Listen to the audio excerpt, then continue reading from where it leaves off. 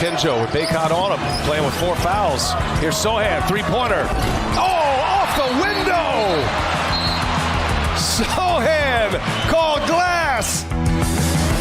Welcome to Sikkim 365 Radio. See that St. Peter's awaits in the Sweet 16. Ivy's going to launch, and he buries it. Sikkim 365 Radio is presented by IdealMRI.com. High-quality MRIs for $497 or less. IdealMRI.com. Your health is important, so is your budget. And it's over. St. Peter's has done the unthinkable. The Peacocks in uncharted territory. The 3 o'clock hour is sponsored by Waco Custom Marketplace. Meats, sweets, Texas treats, and a cut above the rest. 425 Lake Air Drive, Waco. Don't need a 3 here, but can take it. See what Kenjo does. He tries to get by Davis, and it goes! A Kenjo! He scores it, and a foul, and Baylor a chance to tie. Now here's David Smoak, Paul Catalina, and Craig Smoak. Well, I was going to say the sun came up this morning, but it never did because it's been raining, it's been dreary, it's kind of the mood in Waco, and Baylor athletics experiencing a weekend they haven't had much of in the last decade or so. Both the men and women's basketball teams are out. They did not get through the first weekend. And also today, one of the beloved assistant coaches, Jerome Tang, officially now the head coach at Kansas State. We'll hear from former coaches and also a graphic quote from Scott Drew as well. Congratulations to Jerome Tang. You know, Baylor has been on an amazing run athletically for quite some time now, really for the last decade, 20 or so years for women's basketball. And this is now how the other people live.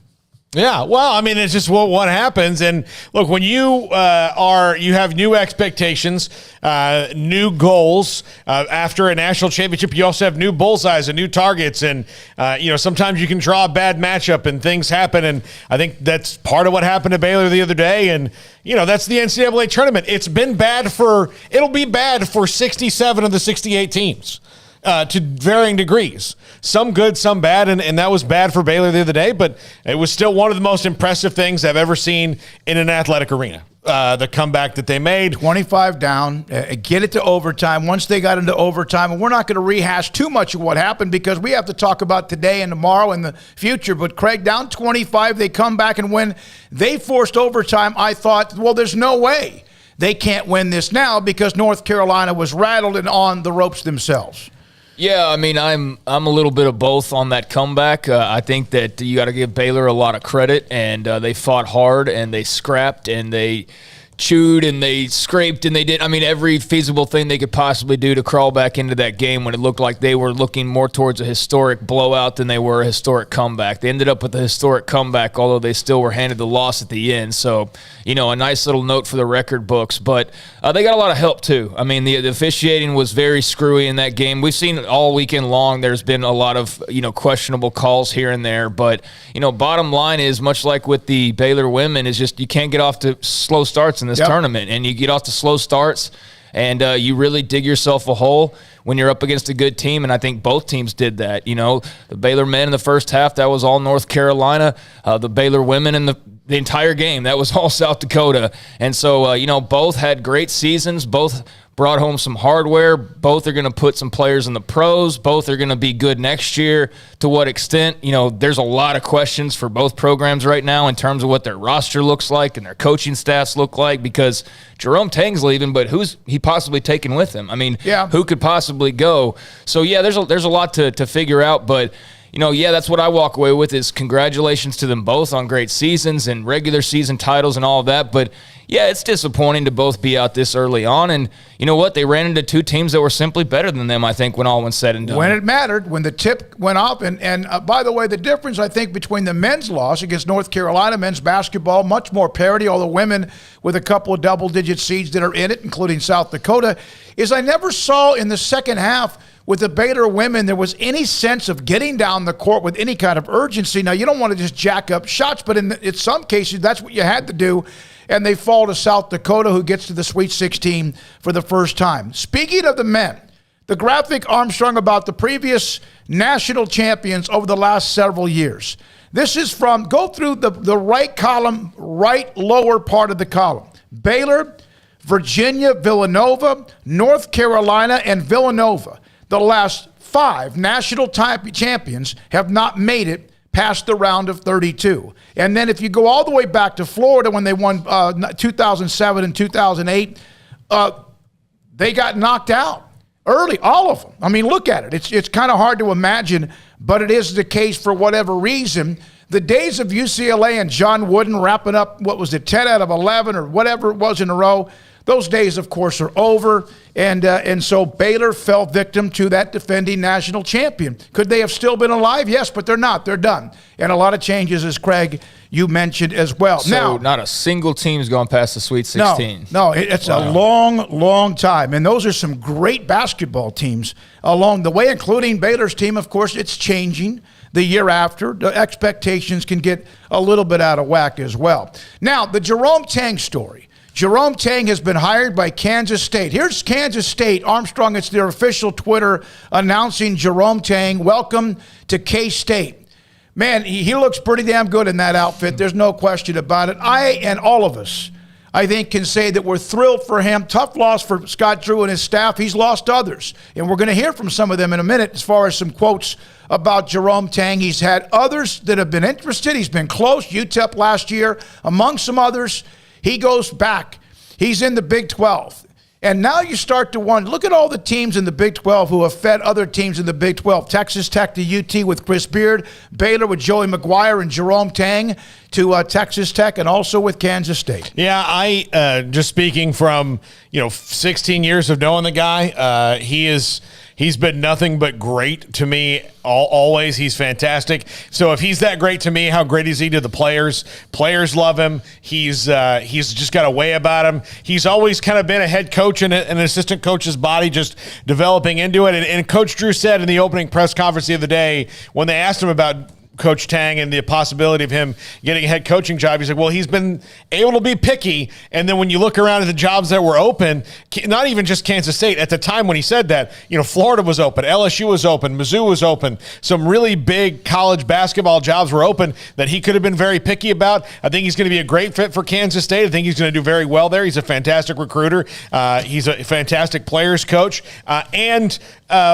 The other thing about it, though, this is the first time. Grant McCasland went to North Texas. Scott, not going to schedule him unless they play in the tournament. Oral Roberts and Paul Mills. Matt Driscoll, North Florida.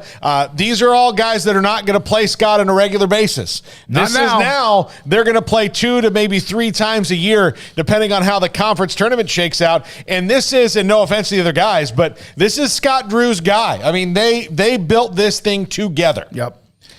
Yeah, I mean, it's a bummer, and yet it's a weird feeling because you're also, as much as you are sad maybe that he's leaving, you're thrilled for him because everybody loves Jerome Tang, and everybody has a great deal of respect for Jerome Tang, and everybody is very thankful for Jerome Tang, just like they were for the other assistants that you mentioned. But this one does feel different because he's just been like that guy that's been there the entire time, and we were talking nearly 2 decades of being on a Baylor sideline alongside Scott Drew. And you think of all that's happened during that time period.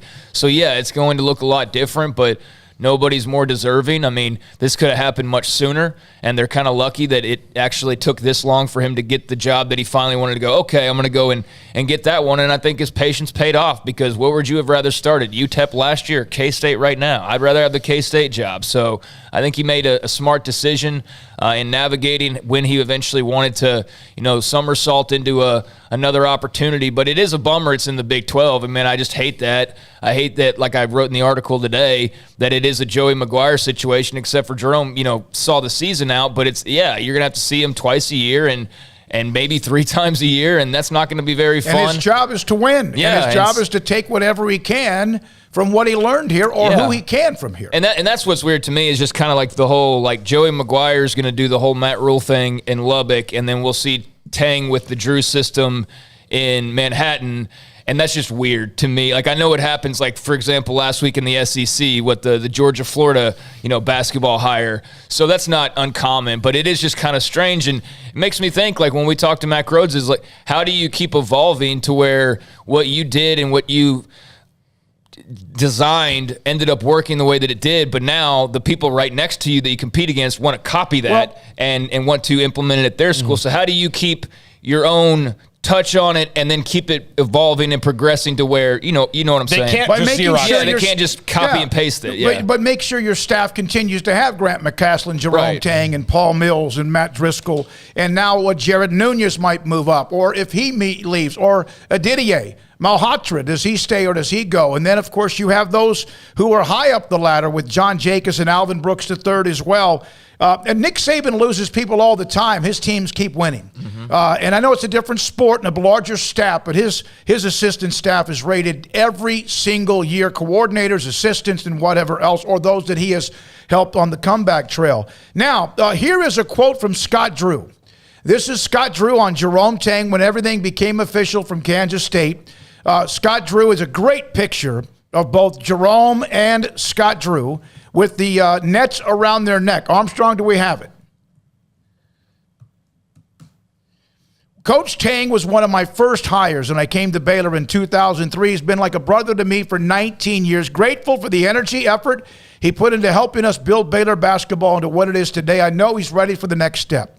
While I'm sad I'll no longer get to coach alongside him, I couldn't be more thrilled for him. The amazing opportunity to become a head coach in the nation's best basketball conference. We'll get to that in a moment. Coach Tang and his family, tremendous additions to K-State community, and I know the Baylor family will be cheering on him, cheering him on for all but a few games next season. One other note about this, and we're going to hear from some of the former assistant coaches, is that, we're mentioning Baylor quite a bit. Yes, congratulations. We need to throw this in there and not just toss it in there, but Texas Tech, Kansas, and Iowa State, for goodness sakes. What a run for them. And then also Houston is back in the Sweet 16 as well. Yeah, one thing on Jerome Tang, and then I have a note on Iowa State.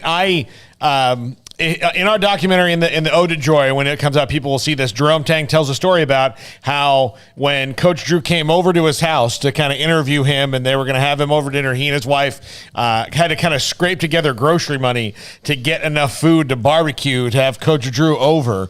And then Coach Drew said, well, I can only pay you, $75,000 a year. And he was like, well, all right, yeah, sure, let's do that. Yeah. And, for Jerome Tang, he was thrilled to get that. It was a huge deal. $2.1 million now. $2.35 million for Jerome Tang, and that's a guy who's earned every single penny of that, and I could not be happier. I think everybody couldn't be happier for him. I think he's going to do great at Kansas State. I think he'll do really well there. I think that if you're going to jump into the Big 12, and he's been through the teeth of it for a long time, Kansas State's going to be a great place to do it. They've had really good basketball teams in the past. Look, Bob Huggins is coach there. Frank Martin's coach there. Bruce Weber, and now him. Yeah, there's no question about it. It is a basketball school, despite, of course, the success they've had in football with Bill Snyder and what Coach Kleiman's trying to do right now. Sebastian Matson, thanks for sharing this.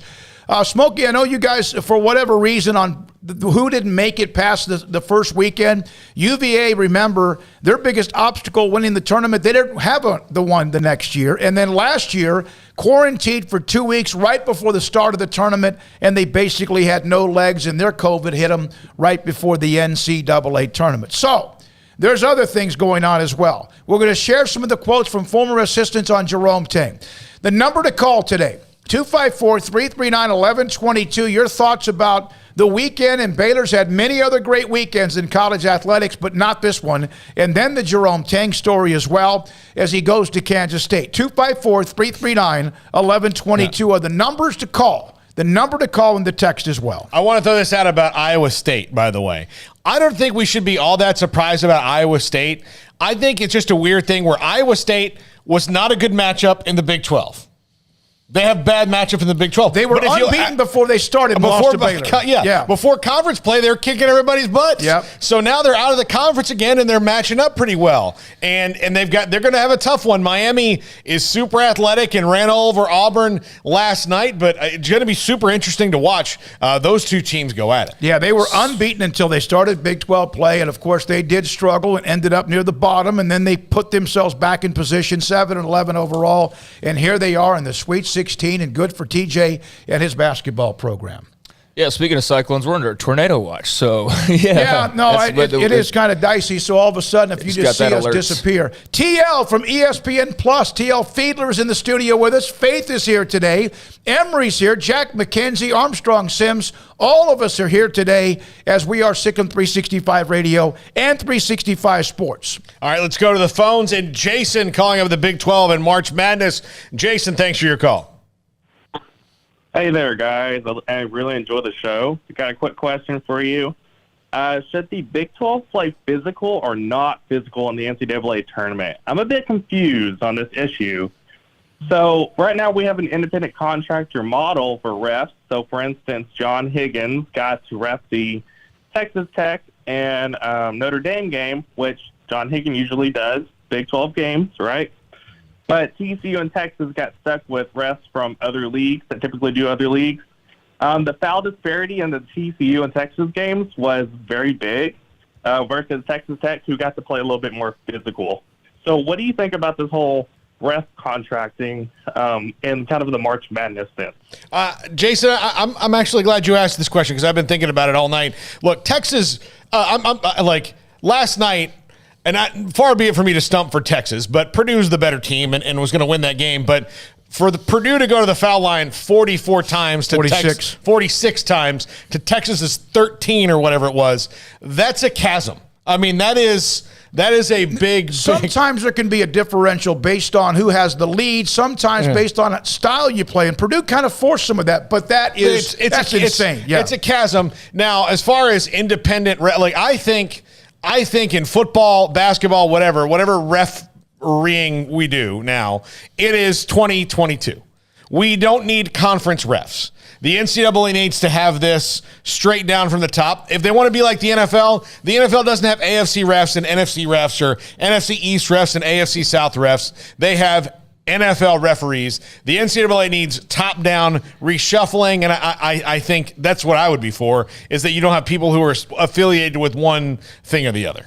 Yeah, I don't like that conference affiliation either. I wish they would figure out some different way of doing that. I don't know what you do in order to do that. I mean, I don't have any idea of what kind of a plan you would come up with. But yeah, this is something that I said going into the tournament was, Texas Tech, they play super physical. Are they going to get some officiating in games where they're allowed to just hack the hell out of somebody? At times they were. Are they going to have a game, though, that maybe here in the Sweet 16 there's an official from a different conference who is not going to swallow his whistle when it gets physical? Then they might be in some trouble. And I think that that's what we've seen is it's just kind of dependent on what the group is. Some will let you play, some won't.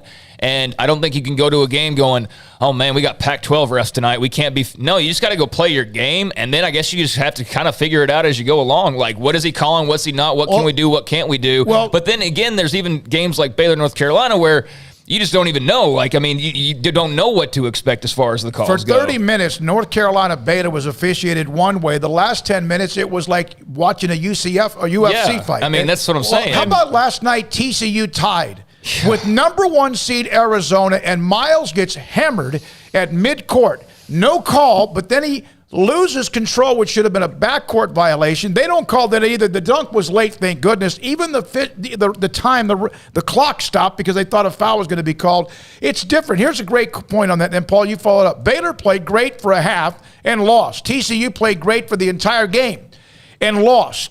Great craft beer selection and convenient drive-through. I'm just joking. I'm reading River Bend. Tech played bad for most of the game and won. You just never know. And what Tech did, missing 10 consecutive shots and gaining ground at the free throw line, was beneficial for them, but they found a way to win the game. Well, look, using Baylor UNC as a model, sometimes the statistics don't make sense.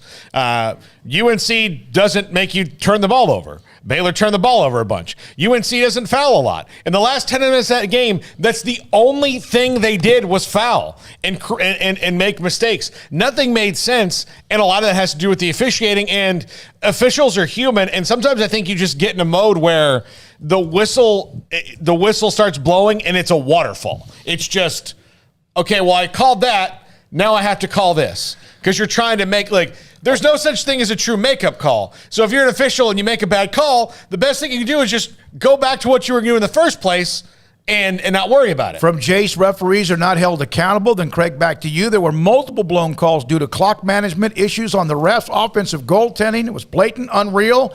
Notre Dame lost 4 points on calls alone. We're going to get into again. We want to hear from you on the Baylor weekend. Men and women are done. The last time that happened in the same weekend. 254-339-1122. It happens. Jerome Tang also now the head coach at Kansas State. Yeah, I mean, it's just a tough deal. I am somebody who gets very frustrated when officials don't call a game the same way. I mean, like Baylor, North Carolina. It's one way in the first half. It's another way in the last 10 minutes. Well, I mean, that has an effect on the game. You are an official. You should have zero effect on the game. The only effect you should have is calling the proper calls when you see them. But this whole, I'm going to let this go in the first half, but this doesn't fly in the last 5 minutes. You're doing a disservice to the players. I mean, how hard is that for the players and the coaches? If the coaches feel like, hey, we can be a little bit more physical, then they're going to let their guys play a little bit more physical. But if 5 minutes later you completely change the way you've been calling that, then how is a team supposed to react to that? So, yeah, I mean, there shouldn't be any of this, well, I got to make up for that one because I just called that one. Or I know I wasn't calling in the first half, but now we're here in the last 5 minutes. I better swallow my – no, you called the game from the start – to the finish the exact same way. There's nothing worse than a makeup changing. Call. Yeah, and makeup calls, we see it in football all the time. An obvious missed call. Very next play, false, some false start or some illegal motion or whatever that is clearly a makeup call. But in football, you can kind of overcome that 5-yard penalty that was just a gimme back. In basketball, as we saw, it's coming down to every single point that you can get. And so to me, I thought the officiating was a car wreck this weekend because you can't just point to one game. And I know a lot of people pointed to Baylor, North Carolina, but you can point to TCU. You can point to the Texas Tech game. You can point to 7 or 8 games. Texas and Purdue, Texas and Purdue. And I just think that's a shame that's one of the things we're talking about coming out of this weekend. One thing about the officials, they're not all assigned to the same conference. Some do a lot in the one conference. John Higgins and others they're at other places too. They don't do just Big 12. They're independent contractors, but it does seem as if he does quite a bit of the Big 12. Well, and I think the conference issue is more of probably a bigger deal in football. And the reason I think it's stupid in football is everyone hates their own conference officials and says ours are the worst. Because you see them a lot. It's kind of like you're tired of playing the same people. Which is how you solve the problem of, well, just everybody, let's morph it all together and train equally. All right, let's go to Paul called Paul Bloss, who came to see us the other day. What a great run we had at Railhead Smokehouse Barbecue on Thursday and Saturday. Paul, great to see you then. Thanks for your call. What's up with you today? Hey, great to see you all too. I have to say, though, the game on Saturday against North Carolina was the most exciting game I think I've ever seen in my life in basketball. But I was confused. I thought that we were playing basketball, not tackle football out there. I mean, I've never seen such rough they were leveling our players, the North Carolina people were. I mean, Sohan seemed to be on the floor more than he did standing up at certain points of the game. I think Sohan. I think he was doing that by choice. Paul, I got to tell you something. Yeah. I think the officials changed everything with about 8 to 10 minutes left, and Baylor was the football team, in my opinion. They I'll call it like it is, but I think Baylor had to kind of turn it into a street fighter. They were going to get beat by 30, and they did, and then it worked. Jeremy Sohan had the best plan. Piss Brady Manick off so much that he loses his temper and gets kicked out. And then he started working on Baycott and almost worked with him as well. And the Manick toss was controversial in its own right. But yeah, Paul, I know where you're coming from, but I think Sohan, if anybody, was the one that probably got away with quite a bit in that game. But, there were calls both ways that you could point to, but they did let it get physical, and that's why you saw the finish that you saw. Yeah, Sohan I'm sorry, Paul, go ahead. Well, I just thought it was electric. I mean, It was unbelievable. I thought the crowd, it was just an electric atmosphere. I'd never been to one of the NCAA tournaments before, and I really loved it. And, I would have loved it better if, of course, we would have gone on. But what a comeback. I watched the North Carolina game against Marquette, and I have to say, when a friend of mine left, we both said, man, it's going to be a tough game for Baylor to beat North Carolina, because they were great against Marquette. Mm-hmm. And Baylor really came back and showed what they were made of, and the guys, they really gutted it out. You have to give it to them. Baylor, Texas, and TCU all went down scratching and clawing and doing everything they could to try to win the game, and all of them so close but did not work out. Jack mentioned this earlier. Jeremy Sohan's European. He grew up in the soccer culture. He was very much a soccer hooligan, a hockey goon, and Dennis Rodman. All. What are you? Is that not the right term? Oh, he was all that together. I think Jeremy Sohan. You know what's amazing? You had a freshman. He's 18 years old, and he got fed up. And he realized what he had to do. And I saw some people talking about how he was a little bit dirty, or guess what? It almost helped him win the game because of how he played. It's amazing that a freshman, even though, yes, he's been in Europe and soccer and all that, a freshman is the one that helped them get that thing turned around. And I think that's amazing. And, I don't think he's back. Who knows? He and Kendall Brown have decisions to make. But that's the only way they were going to win that game, is Jeremy Sohan or somebody knock somebody else on his butt. Yeah, I love it. And look, I love when the internet starts saying this guy's dirty. Okay, there's levels of dirty, where you're Grayson Allen, which is not what Jeremy Sohan was doing, or you're just annoying to the point of people getting frustrated. You're AJ Pierzynski. Where, look, if he's on your team, you love him. If he's not, you hate him, and that's great. Everybody needs somebody like that. You know who he was? He was a little bit Mark Vidal the other day. That's what he was, and that's what the team needed in the moment, was someone who's like, God, I hate that guy. Yeah. And that's what he was. He got under their skin. Yeah. And I saw other guys do that as well. 254-339-1122. But if you're going to go down, you better go down, I'm not saying swinging, but it was the only way they could get back in that game. Manick went out when they were up 25, and he had just hit like 2 or 3 consecutive threes. When we come back, more from you. 254-339-1122. We're also going to focus in on what happened yesterday in Waco at the Farrell Center with the women being knocked out by South Dakota in a stunning loss. 254-339-1122. Sick 'em. 365 Radio and 365 Sports. Riverbend Liquor and Wine, Lakeshore Drive, North 19th Street, a hidden gem if you've not been there, look, if you've got some of your girls, say you're going to a party this weekend, you need to pick up a bottle of wine, or maybe your host is a fan of craft beer. They've got a great selection of all of it. They've got a fantastic selection of high-end bourbons, everything like Bardstown, Brush Creek. They've got it all there at Riverbend Liquor and Wine, and the drive-through window is so fast, you won't even know what hit you. If you see 6 cars in the line, believe me, you've probably got about 3 minutes before you're up there. I promise you that. They are so fast at Riverbend Liquor and Wine. Lakeshore Drive at North 19th Street. Find out more on Facebook and Instagram. Baylor University is where lights shine bright. So, let there be light. Let there be roommates and teammates, scholarship and championships. Let there be fresh starts and new traditions, fast friendships and lasting impacts. Let there be laughter. Let there be joy. Let there be light. Baylor University, where lights shine bright. One size fits all. That may be all right for an adjustable belt or cheap sunglasses, but when it comes to your financial needs, no one wants a one-size-fits-all strategy. Ben Erlinson, your Edward Jones financial advisor, knows that his most important goals are yours. That's why he takes the time to understand your needs, knowing you. That's how Edward Jones makes sense of investing. Ben Erlinson, 100 North 6th Street in Waco, 254-759-8533. Edward Jones, member SIPC.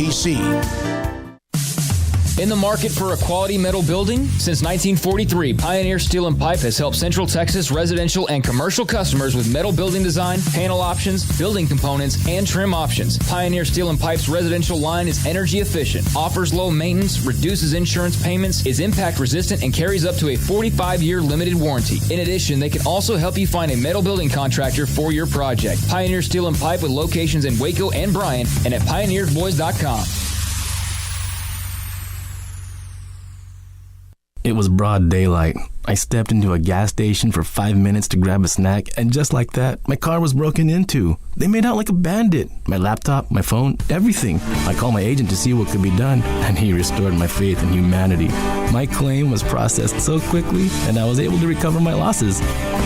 Stop by and see our agents at one of our 3 McLennan County locations. Coverage and discounts are subject to qualifications and policy terms and may vary by situation. Did you know that Waco Regional Tennis and Fitness is a partner of the City of Waco? Did you know that we are open to the public?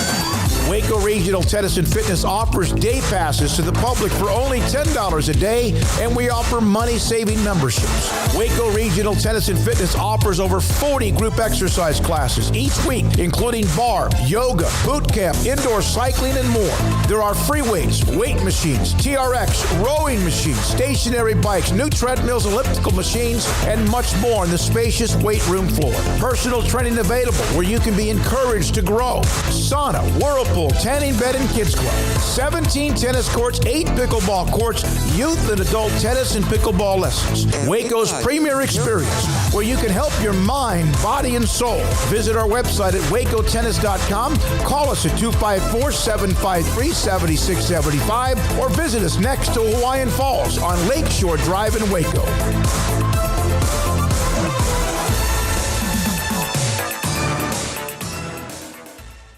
Cars priced right both day and night at Richard Car in Texas. Trucks built for you, red, white, and blue at Richard Car in Texas. Cars that zoom with lots of room at Richard Car in Texas. Count on us, a dealer to trust at Richard Car in Waco, Texas. This is Sikkim 365 Radio. Text us at 254-339-1122. The Sikkim 365 Radio text line is sponsored by Riverbend Liquor and Wine, with the most extensive variety of craft beer in Waco. A hidden gem on Lakeshore Drive and 19th Street. Baylor's weekend from hell. March freaking madness. What a weekend it was. Jerome Tang to Kansas State. Big 12 was 3-3 over the weekend, and all 3 losses could have been wins. God, just right down to the wire in many, many cases. And then also Houston, St. Peter's. How about them doing what they've done And we'll get into the women and their loss to South Dakota, which was shocking, stunning, whatever words you want to give, because when you host the region, that doesn't mean you should win, but no, yeah, it does. When you're the number 2 seed, could have been a number 1 seed, the way Baylor, despite the loss to Texas, that's very, very, very disappointing. Unacceptable could be a word. I know there's a lot of extenuating circumstances, but I've also seen that it's the last time Baylor's had any kind of loss, a stunning loss. I'm going to go back to 2013 Louisville in Oklahoma City. All 3 of us were there, with Brittany Griner as a senior coming off 40-0, and out of nowhere they were haymakered by Louisville and got themselves down, kind of like the men did Saturday, but came back, tied the game, took the lead, and honestly, Sims was the one that led the way. That was just as stunning and shocking as anything during the run of the dynasty that Kim built for many, many years as well. Yeah, and, while that loss but not round of 32. While that loss was bad for Baylor, that is good for women's basketball, that you're getting more upsets in the early rounds, because now you're creating a more compelling tournament than there has been. And, the narrative has been changing slowly, and it might be a bit of a slower burn, but I think the upsets, double-digit seeds beating top seeds in the women's tournament is good news overall, unless you're one of those single-digit seeds. 2 10 seeds. Creighton's in, South Dakota's in. You might even have 1 or 2 more today. Yeah, I mean, that's exciting for parity's sake. I don't know how much of an audience that brings up. So we're not talking about massive schools there. We're talking about probably, pretty tiny fan bases, but it's good. It makes it interesting. It's not just chalk all the way through, so I agree with you there. But, yeah, I mean, that was immensely disappointing to see them exit in the round of 32, to see Nalissa Smith play her final game in a Baylor uniform in Waco. That's not supposed to happen. She was supposed to go play in Wichita or wherever else they were going to ultimately end up.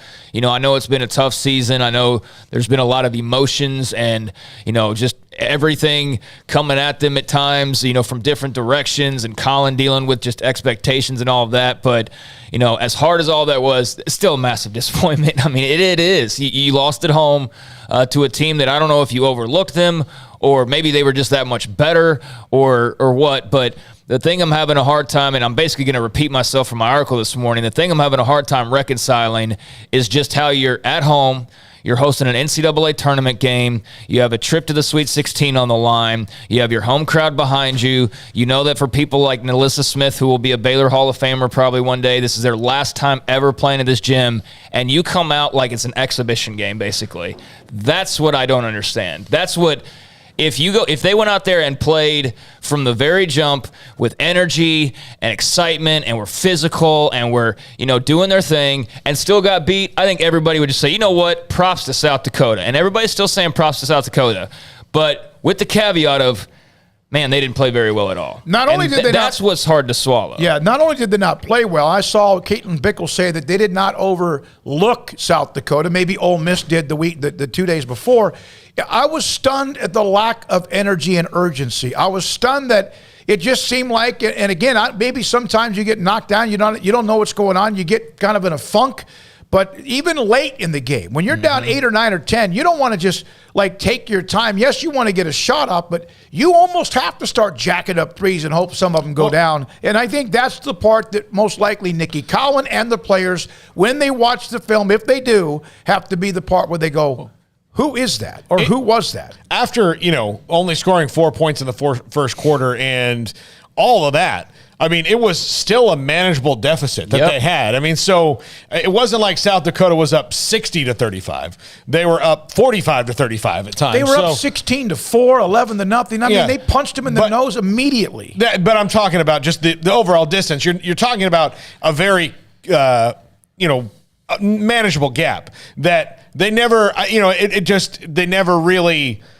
It felt everybody's pointing to that 11-0 lead. Everybody's pointing to the 11-0 lead and acting like, oh my gosh, it was 11 points. Yeah, like if you can't come back from 11 points when you've got the entire game to play, let's not act like that was 65-0. It was 11 points. So I don't even want to hear that. Baylor scored 19 points in the second quarter. The rest of the game, they scored 28. That's how you get the 47. To have Nalissa Smith, an All-American, perhaps the best player in the country, and that's arguable. Others may think it's others. Caitlin Clark got knocked out, another great player from Iowa as well.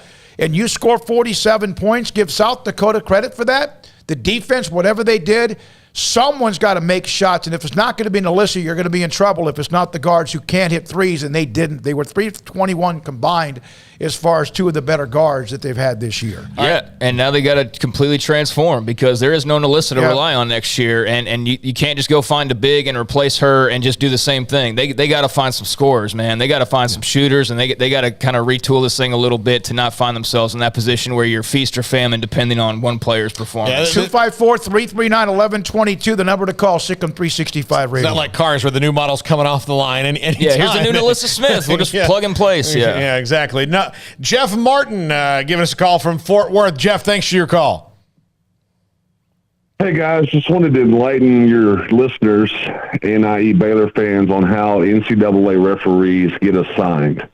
And not for the tournament, but during the regular season. Take Waco's own Keith Kimball, who 1 week this year was in Duke on Monday night, Stanford on Tuesday night, Oregon State on Thursday night, and Ohio State on Friday night. The next week, he was in Kansas on Monday night, he was in Norman on Tuesday night, and he was in Lubbock for the Baylor Tech game on Wednesday night.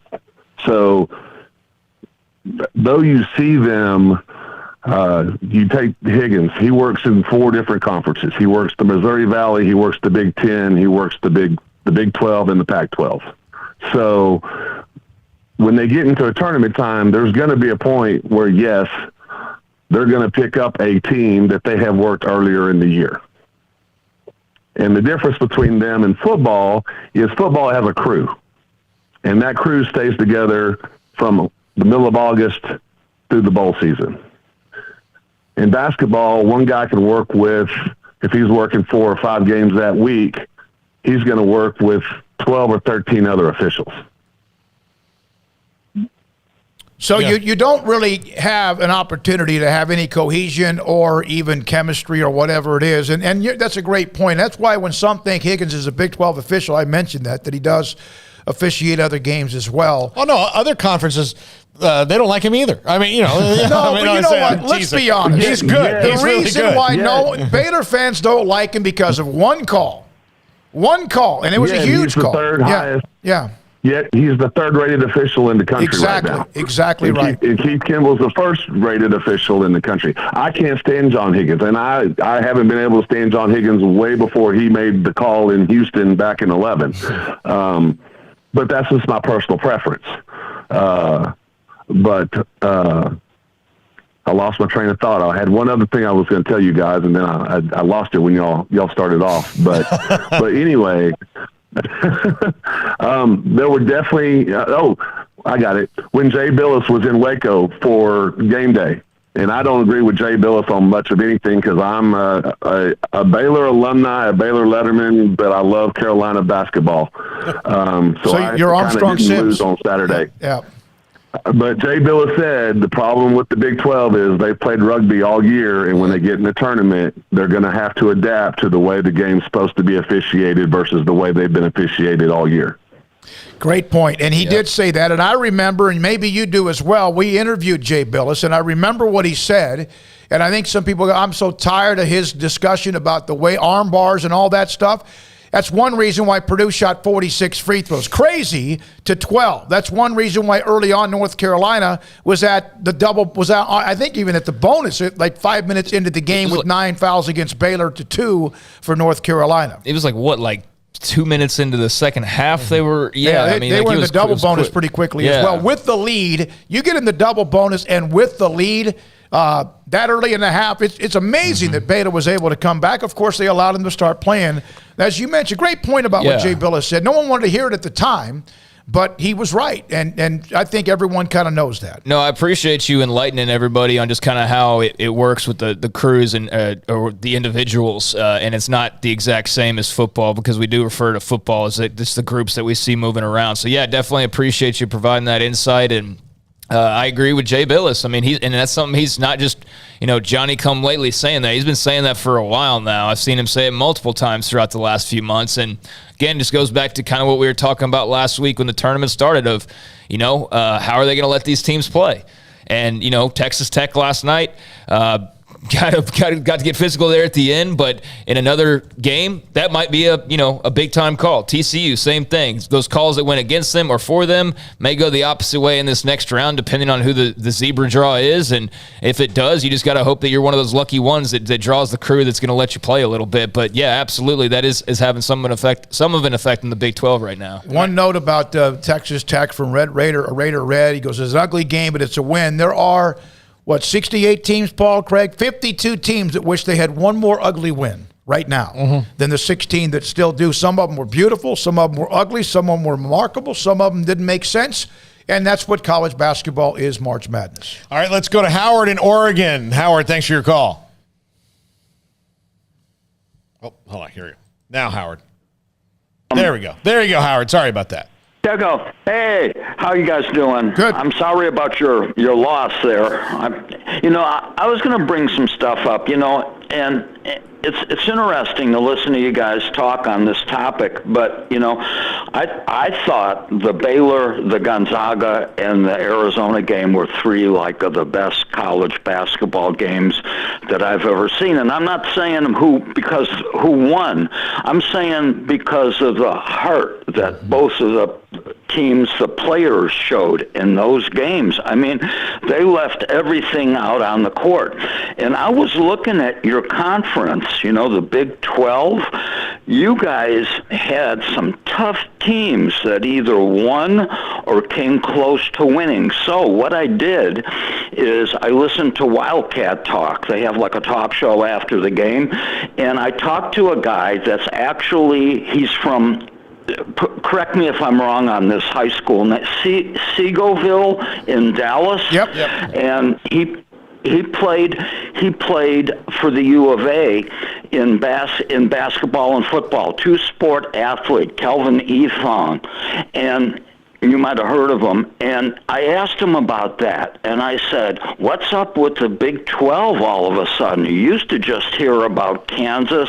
Maybe once in a while you'd hear about Oklahoma in basketball, Oklahoma, Texas, and K-State. And I said, and now it seems like that whole conference is in the tournament and giving everybody, I can't cuss on this, it's a family show, but you know what? I mean, they're either winning or they're a tough conference now in basketball, and he still has ties to Texas sports, and he said they're emphasizing in high school, maybe you guys know this better than me, and him, but they're emphasizing in Texas basketball now. It used to be known as just a football state, but now it seems like basketball is coming to light.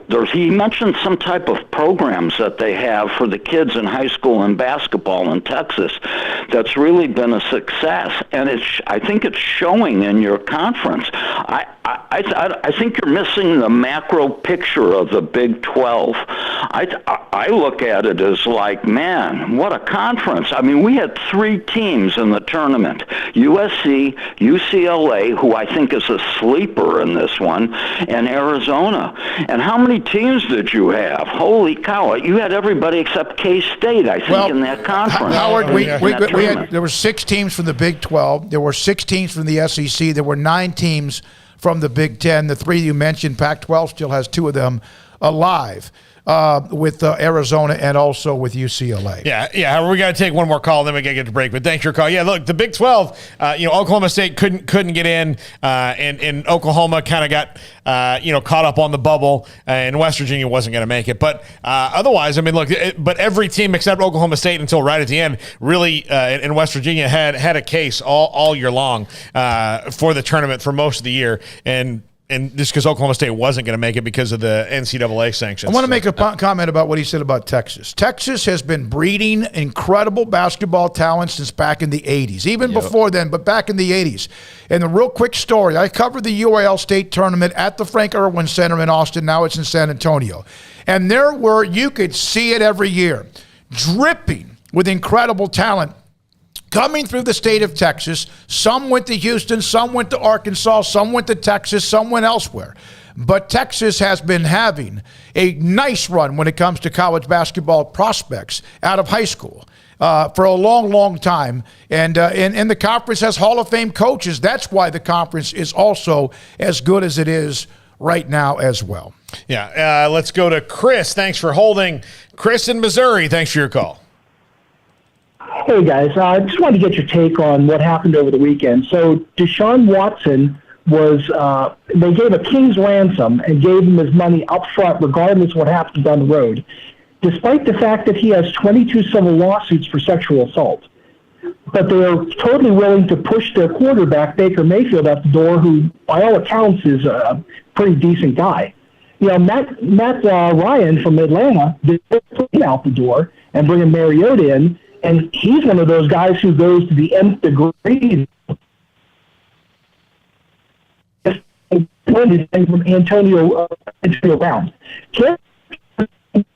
Hey, Chris, you're breaking up. We lost you. It sounds like you're kind of breaking up. We're gonna get into Deshaun Watson. We're gonna get into some NFL things, including a news today about Matt Ryan and the Falcons, et cetera, and a couple other things. We'll do that right about maybe 4:20 or 5 o'clock today. We'll also have David Hellman at 5:30. Here are three. Go ahead, Craig. Yeah, Chris, if you want to try to call back later and so we can hear your question. That's what I meant by that. Yeah, by all means, but we really couldn't hear a word you said. I know what you were trying to get at, though, as far as the Deshaun Watson and all of that. And the Browns aren't out of this yet. They're taking some heat about what they actually, in fact, knew or what they truly wanted to know when it comes to the 22 allegations as well. This thing is a long, long way, I think, from being over. Now, here are three quotes from former Baylor assistants who are head coaches in college basketball and Jerome Tang at Kansas State.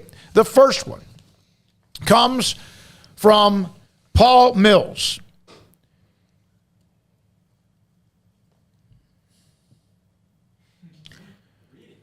Remarkable husband, dad, and coach. I've seen him up close in all three areas, elite in each. Players at K-State will soon realize how fortunate they are to be mentored by Coach Tang. Extremely happy for him and his family. That's from Paul Mills, former Baylor assistant who's now at Oral Roberts. Also, Matt Driscoll, who's the head coach at Northern Florida. We had him on, in fact, last year during the run by Baylor. Matt Driscoll, former Baylor assistant coach. Just start reading it and he'll get it up. It takes a second. Coach Tang. It'd be nice to have the graphic up. Well, he'll get it there. This is this is from Coach Driscoll. Coach Tang has earned everything he has received. Nature is to pour into everyone around him. Because of that, he helped shape not only the players, but our staff became better husbands, fathers, and community leaders. His passion aligns with his beliefs, making him impactful in everything he pursues because of his genuine heart. And then Grant McCaslin, the head coach at North Texas. Coach Tang is an amazing husband, father, friend, and coach. I can't imagine a better person to lead a basketball program. He's connected to winning in every way and has a heart to help other people first and foremost. Every single one of them had a common theme. Not just a basketball coach, a great man, a great friend, husband, mentor, etc. About Jerome Tang, who's now the head coach at Kansas State. Not a surprise there at all. We'll take one more break, come back and wrap up the 3 o'clock hour. We're going to hear from the broadcaster, Jeremy Branham. He broadcast Houston. They're in the Sweet 16. And how about the job, Kelvin Sampson? Talk about injuries, what he's done.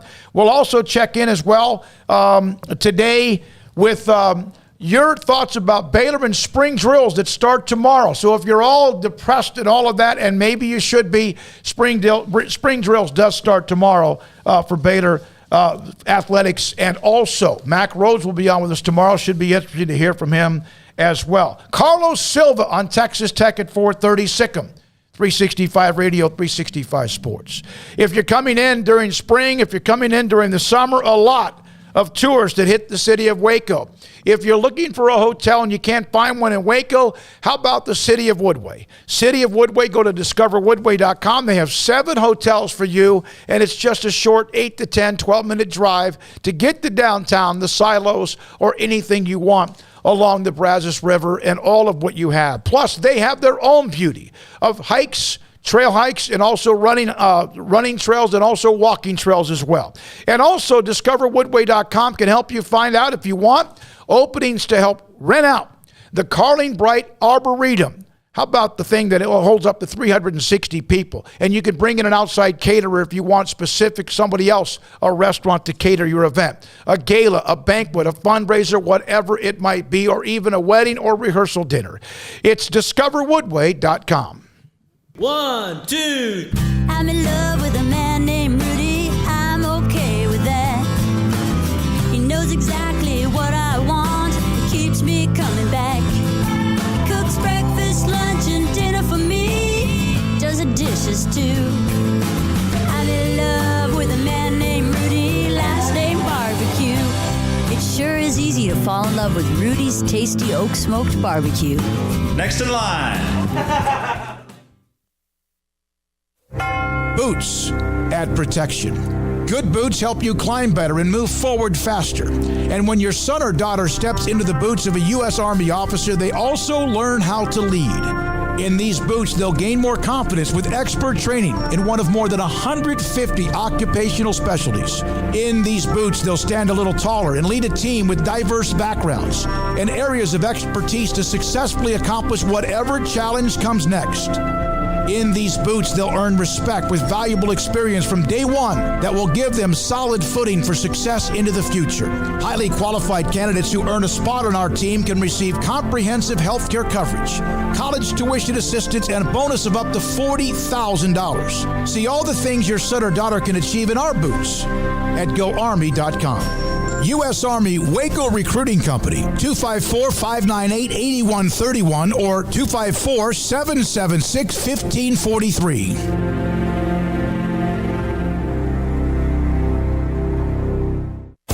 At Ideal MRI, we feel blessed to be part of the Waco community. We're a small family business here in Central Texas. At times like this, the cost of healthcare has never been more important. And unfortunately, significant illnesses and injuries still occur. And that's why Ideal MRI is open and here to serve you through this difficult time. So if you need an MRI, ask your doctor about Ideal MRI. You can schedule online in minutes at idealmri.com or call 833-IDEAL-MRI. From the first workout to the last practice, sports is an incredible challenge. Hi, this is Dan Ingham with the First National Bank of Central Texas, and we're proud to support each athlete, every parent, and our educators. From families, small businesses, to the biggest industry, we're here to help. With remarkable products like First Free Checking, we've got banking ideas that fuel big dreams. The First National Bank of Central Texas. Familiar faces making local decisions. Member FDIC, Equal Housing Lender.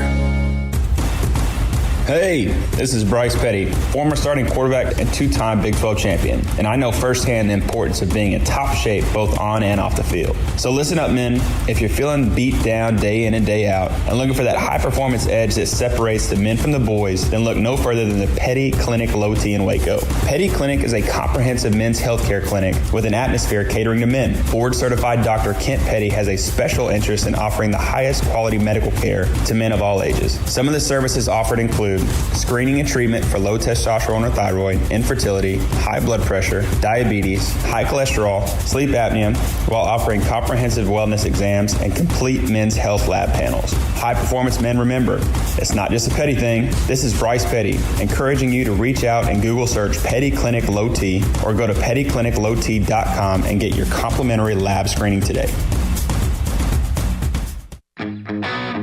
Welcome back to Sikkim 365 Radio.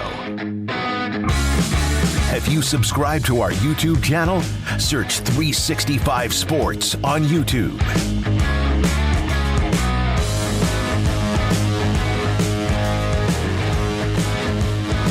Wrapping up this 3 o'clock hour, Raider Red, Coach Adams is still not getting any recognition. I get it. I understand that Tech fans, a lot of you have a chip on your shoulder, but here's a graphic. I'm not even touching it. Here's a graphic. The Naismith 2022 finalists for Coach of the Year. Mark Adams, Tommy Lloyd, Arizona, Ed Cooley, Providence. They're having a nice quiet run. Greg Gardner got knocked out. That's respect. He won the AP Big 12 Coach of the Year. Scott Drew won the Coach's Coach of the Year. That's respect. I think Mark Adams is getting a lot of respect. If he's not getting enough, I don't know what else you can get. But I don't quite understand the Mark Adams is not getting respect. I think, you have a tournament with Coach K in his last year, and you just had Tom Izzo, and you have other guys, Mark Few, and I think he's getting a lot of respect. And by the way, he should. He's fantastic in what he's done for Texas Tech this year. And really not just this year as an assistant coach prior to that. Yeah, and look, that game was kind of classic Texas Tech last night, where it was like, what's going on? How is this team doing this? But they played great defense for the stretches they needed to. They never really played good offense, but they won the game. And I'm going to be interested to see them play against Duke. I really am. What's going to happen there? Duke's a team that doesn't. You saw the other day against Michigan State yesterday. They didn't really play a lot of defense. That's not really what they do. They're not swarming you like Texas Tech. If they let them play, Texas Tech wins the game. I think I picked Texas Tech in the Final Four just because I like their matchups of getting the faces of both Duke and Gonzaga. Gonzaga, who we know is not a very physical team. Yeah, in the championship game a year ago, which does seem like a long time ago, and then again, it doesn't seem like that long ago, they allowed the Baylor-Gonzaga game to be played more like a Big 12 game. Gonzaga wasn't ready for that. Baylor was pissed off.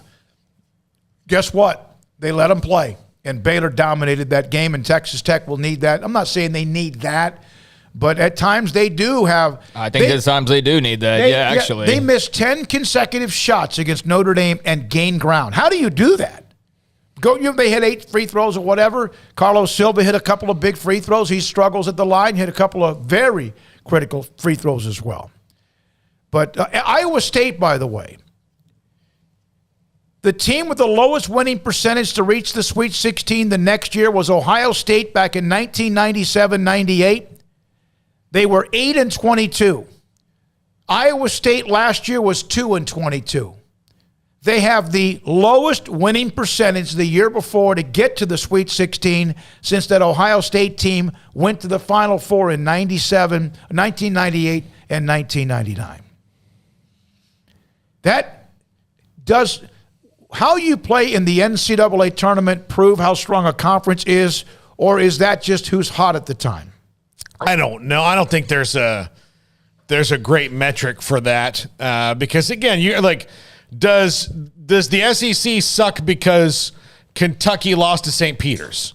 No. I mean, like that just takes everything away from what St. Peter's has done the last 2 games. Beating Kentucky and Murray State. So why?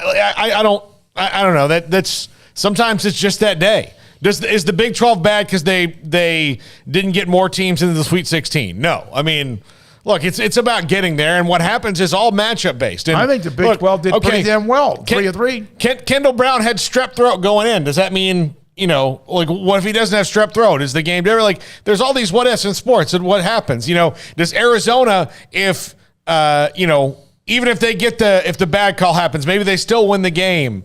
All those things. Like, that's just what sports are.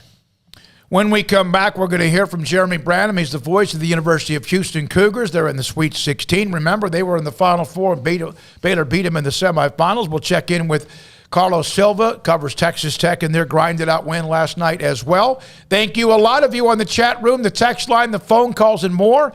Sikkim 365 Radio and 365 Sports.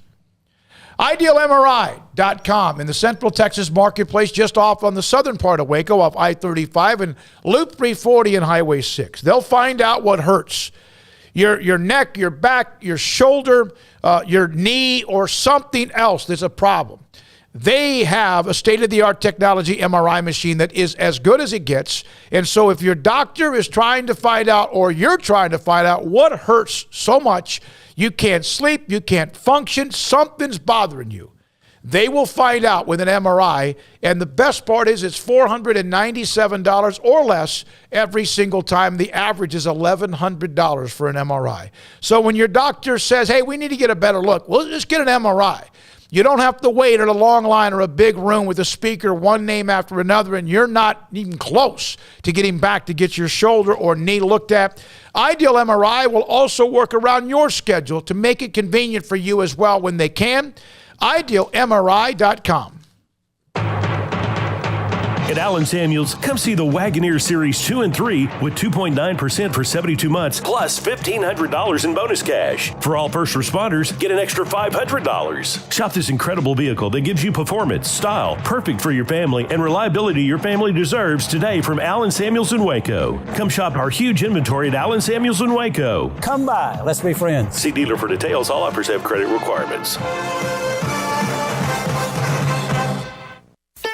Don Humidor, your home with a 48-foot walk-in humidor with the elite cigar brands from around the world, including the #1 cigar of the year, Aging Room Cuatro Nicaragua. Plus, they have the great brands like Macanudo and Artur Fuente, Rocky Patel, Aston, and so much more. CBD, great for sore muscles, aches and pains, sleep, Vita Dreams, and anxiety, mild depression, general health and wellness. Their staff very knowledgeable on the subject. If anyone is curious about CBD, ask Carol and Ashley. Don Humidor in the Townwood Shopping Center off Valley Mills in Waco. You know what would make this moment better? Pizza. Dough made from scratch and an Italian family sauce recipe pizza. 3 fresh signature cheeses making a melty blanket of perfection pizza. Like loads of premium toppings like crispy Old World pepperoni, savory Italian sausage, and fresh sliced veggies pizza. That's Marco's Pizza. Visit marcos.com and make any moment better. And with 4 locations in Waco, Belmead, China Spring, Woodway, and soon to open in Robinson. Marco's. Pizza lovers get it.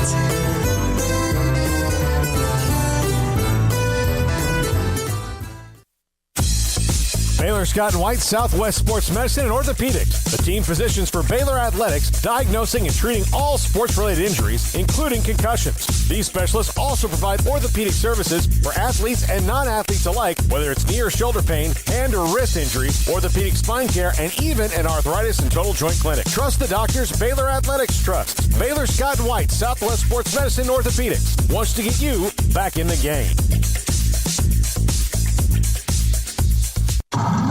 It's plain and simple. Waco Custom Marketplace is the one-stop shop for what you need for tailgating, from charcoal, cold beer, and wine. And, of course, customize your order with brisket, tri-tip, sausage, wings, smoked pork tenderloin, country-style or pork spare ribs, marinated beef and chicken fajita meat, ground beef and chili, meat, hot dogs, and burgers, buns, seasoning, sauces, chips.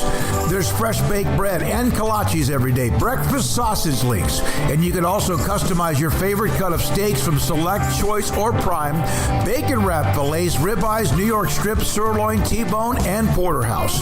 Full service butcher shop includes pork, poultry, beef, chicken, and seafood, serving Waco restaurants and families since 1940. Your one-stop shop for beef, pork, poultry, and seafood needs. Waco Custom Marketplace, 425 Lake Air Drive, or WacoCustomMarketplace.com.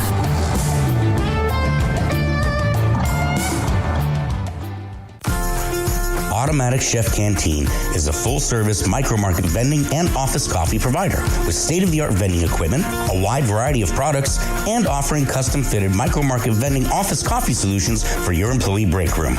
You want a full break room solution and a workplace oasis? Well, Automatic Chef Canteen, locally owned and operated for over 50 years in Central Texas, also includes in-house mechanics on call 24/7 for fast, reliable service and maintenance.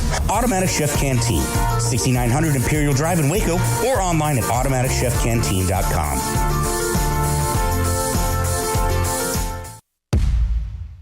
Welcome back to Sikkim 365 Radio.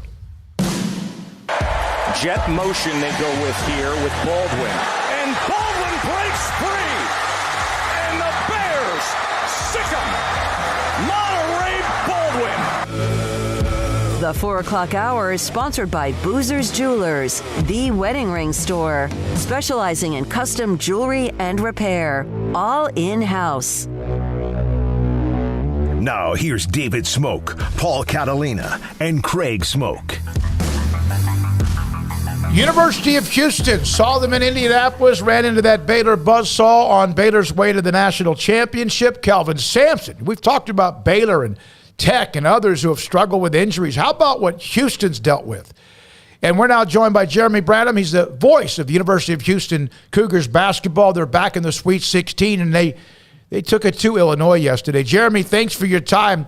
When all that went down with Sasser and the depth that they had to deal with as well, did you think they could get back to the Sweet 16 at that time? I think at that moment you were just looking at the league. The tournament was so far away that it was just like, how are you going to survive the next game? Because Marcus Sasser was leading scorer at the time, and Tremont Mark already out for the year with shoulder surgery. And also something kind of lost in the shuffle and all that was Kyler Edwards had a badly sprained ankle right at the same time. In fact, he missed the first game after the Marcus Sasser news. So I don't think anybody even thought about the tournament. It was, how did you go into Philadelphia? How do you beat a Temple team that's not bad? Piece it together. Fabian White was playing a little bit of guard in that game. So that was so far out. It was survival mode at that time. And the stories that Kelvin Sampson went to the team and said, look, we could still win this league. This is how we're going to do it. And reinvented who the Houston Cougars were right around Christmas. Is Kelvin Sampson is a coach that built for March? I mean, it just seems to me that no matter what it is, what the matchup is, he's got something figured out. Yeah, I think good coaches are the ones who have success in March. So I think there is something to that. Yeah, I think he's one of the better coaches in the entire country, and he can adapt. Whether it's the players that he has, does it change the identity of what you're going to look like offensively, defensively, based on your personnel? He's proven to do that year after year, and this season he proved that he could do it mid-year. Going from a guard-oriented team to being a team that scores a lot in the paint. But one of his strengths, I think, is watching another team on film and having a game plan on how they're going to attack that team defensively. If you look at the two opponents the Houston Cougars played so far in the tournament, the first game was against UAB, who has this 5'10" guard who's really quick, and Jordan Walker averaged 20.5 points per game, top 15 in the country. And the Cougars had to figure out a way to shut down an offense that was dominated by Jordan Walker and their guard play. And then 2 days later, it's the complete opposite. You got this big, bullying Big Ten team, Kofi Coburn, and it's called the most dominant big man in the country, and probably rightfully so. 44 career double-doubles, only player in the entire country averaging 20 points and 10 rebounds. So you have to flip it on, with a day's notice, right? And the Cougars had a really good game plan against Kofi, held him below his season averages, didn't take a lot of shots. They were trying to deny the ball out of his hands. So, yeah, he plays chess with his game planning for sure. I know Houston's had a ton of success in various sports over the years, so this is not anything necessarily new, but just what is the kind of mood around the city and around the fan base right now for yet another trip to the Sweet 16? Yeah, everybody's pumped up. Everybody's really excited. I think this is maybe a new glory day of Houston Cougar athletics. The news to the Big 12, something that's been celebrated a lot here. Everybody's very much looking forward to, making that move at some point, whenever it does happen. But the basketball program, it's just, it's rolling right now. Kelvin Sampson has it rolling, and it doesn't seem like, it matters who the players are. You have two significant injuries this year, and the Houston Cougars are 31-5. I was putting the math together today. Cougars are 20-3 since they lost Marcus Sasser. Like, if you'd have told me that whenever it happened, it's crazy to think about. So there's a lot of buzz. The fans have done a good job of celebrating this team. They had a very nice farewell when they left for the tournament. There was a nice farewell when the team returned yesterday. I imagine a nice return, and I imagine there'll be a good farewell whenever they leave tomorrow to San Antonio. They are number 2 now in the Ken Palm ratings. Number 2, which of course a lot of it could be also margin of victory. But one of the things that was the concern, I would think, when analysts, writers, whoever, was who they played during the season. Some of it's because of the conference, unfortunately. Memphis was not as good as maybe people think. And then you look up and look what Memphis did this year in the tournament. They lost to Wisconsin and also to number 9 Alabama. They really didn't play many teams in that quad 1 or so. Was that ever anything, Jeremy, that Kelvin Sampson would even focus on? He focuses a lot on scheduling. I think he got unlucky with the schedule this year because they played opponents that most years are quad 1. Mm-hmm. You mentioned the loss to Wisconsin that they had in the Maui Invitational, which was played in Las Vegas. But they played Butler in the first game there, a team that they've been reeling a little bit lately, but is a team that you think could have a chance to be quad 1. They finished up the tournament there against an Oregon team who's quad 1, it seems like, every single year. They played Oklahoma State on a neutral floor. I think that one actually turned into a quad 1. But they played Virginia at home. Like, they had some opponents, and they name brand opponents. And those name brand opponents didn't really have the years that they normally have. So it was a little unfortunate there, but that's the beauty of the NCAA tournament, right? That you can go out there and play. And your point about the American, I think, is fair. And I think that sometimes that KenPom. I've noticed KenPom sometimes rewards teams from not the top conferences. Like it seems like it gives them a little bit of a skewed math there. I don't know the science behind it, but just something that I've observed, and maybe it's a crazy theory. But sometimes I think that plays into the Cougar side of things. But also, I think the American's a bit underrated. Only 2 teams made the NCAA tournament. Houston Cougars went to the Final Four last year. Here they are, Sweet 16 team for the 3rd tournament in a row. KenPom number 2. And I think Memphis proved that they're one of the most talented rosters in the entire country with the game that they gave Gonzaga. I think Gonzaga had a little bit more season to them, right? A little bit more grit, maybe a little bit more tournament history that they kind of leaned on to win that game. And I thought SMU, I'm not sure SMU had the resume to get in, but I felt like they were one of the best 68 teams in the country. So the problem with the American is it doesn't have great depth at the bottom like the Big 12 does. Big 12, every single game is a war and is a battle. Whereas in the American Conference, I think the top half of the league is underrated, and then the bottom half of the league just doesn't really help you out from a strength of schedule purpose. Well, that problem is solved in a couple of years, Jeremy. They get to step into the maw here. Yeah, I'm looking forward to it. I love going into loud buildings, right? I think that's the reason that I got into play-by-play is that you love the buzz of the crowd, right? The roar of the crowd. You get those moments that are just a lot of fun. The buildings that are great to, go and visit, and it's loud and it's noisy. Like that, I think that's why everybody enjoys sports. The rush is like that. So I can't wait to go into, Baylor and play there. Some, Allen Fieldhouse in Kansas. Texas Tech is always rowdy. So I'm really looking forward to a bunch of the matchups that are on the future schedule for sure. Yeah, it's going to be a lot of fun. Jeremy, Arizona, number 1 seed coming up here in about 3 days from now. Your thoughts on the Wildcats, what you've seen from them, and how you think they match up with the Cougs? I've watched them a little bit throughout the year. Being in the Pac-12, they're always in that late game, which actually is a good window for me to watch TV. Put the wife and kid to bed. It's a lot of times I'm watching a lot of Bill Walton Pac-12 basketball. So I've seen a little bit of Arizona, and I've been really impressed with them all year. I thought that they were a national championship contender for quite some time, and they're proving it. I think Tommy Lloyd's a great coach. Benedict Mathurin, who was the Pac-12 Player of the Year, he can score in bunches, and he's long. Sometimes long guards can give the Cougars trouble. And then they have, a guy down low, and Christian Koloko, I think is how you pronounce it, who had 28 points, 12 rebounds yesterday against TCU. It looks like Jalen Duren to me, if you're familiar with the Memphis Post.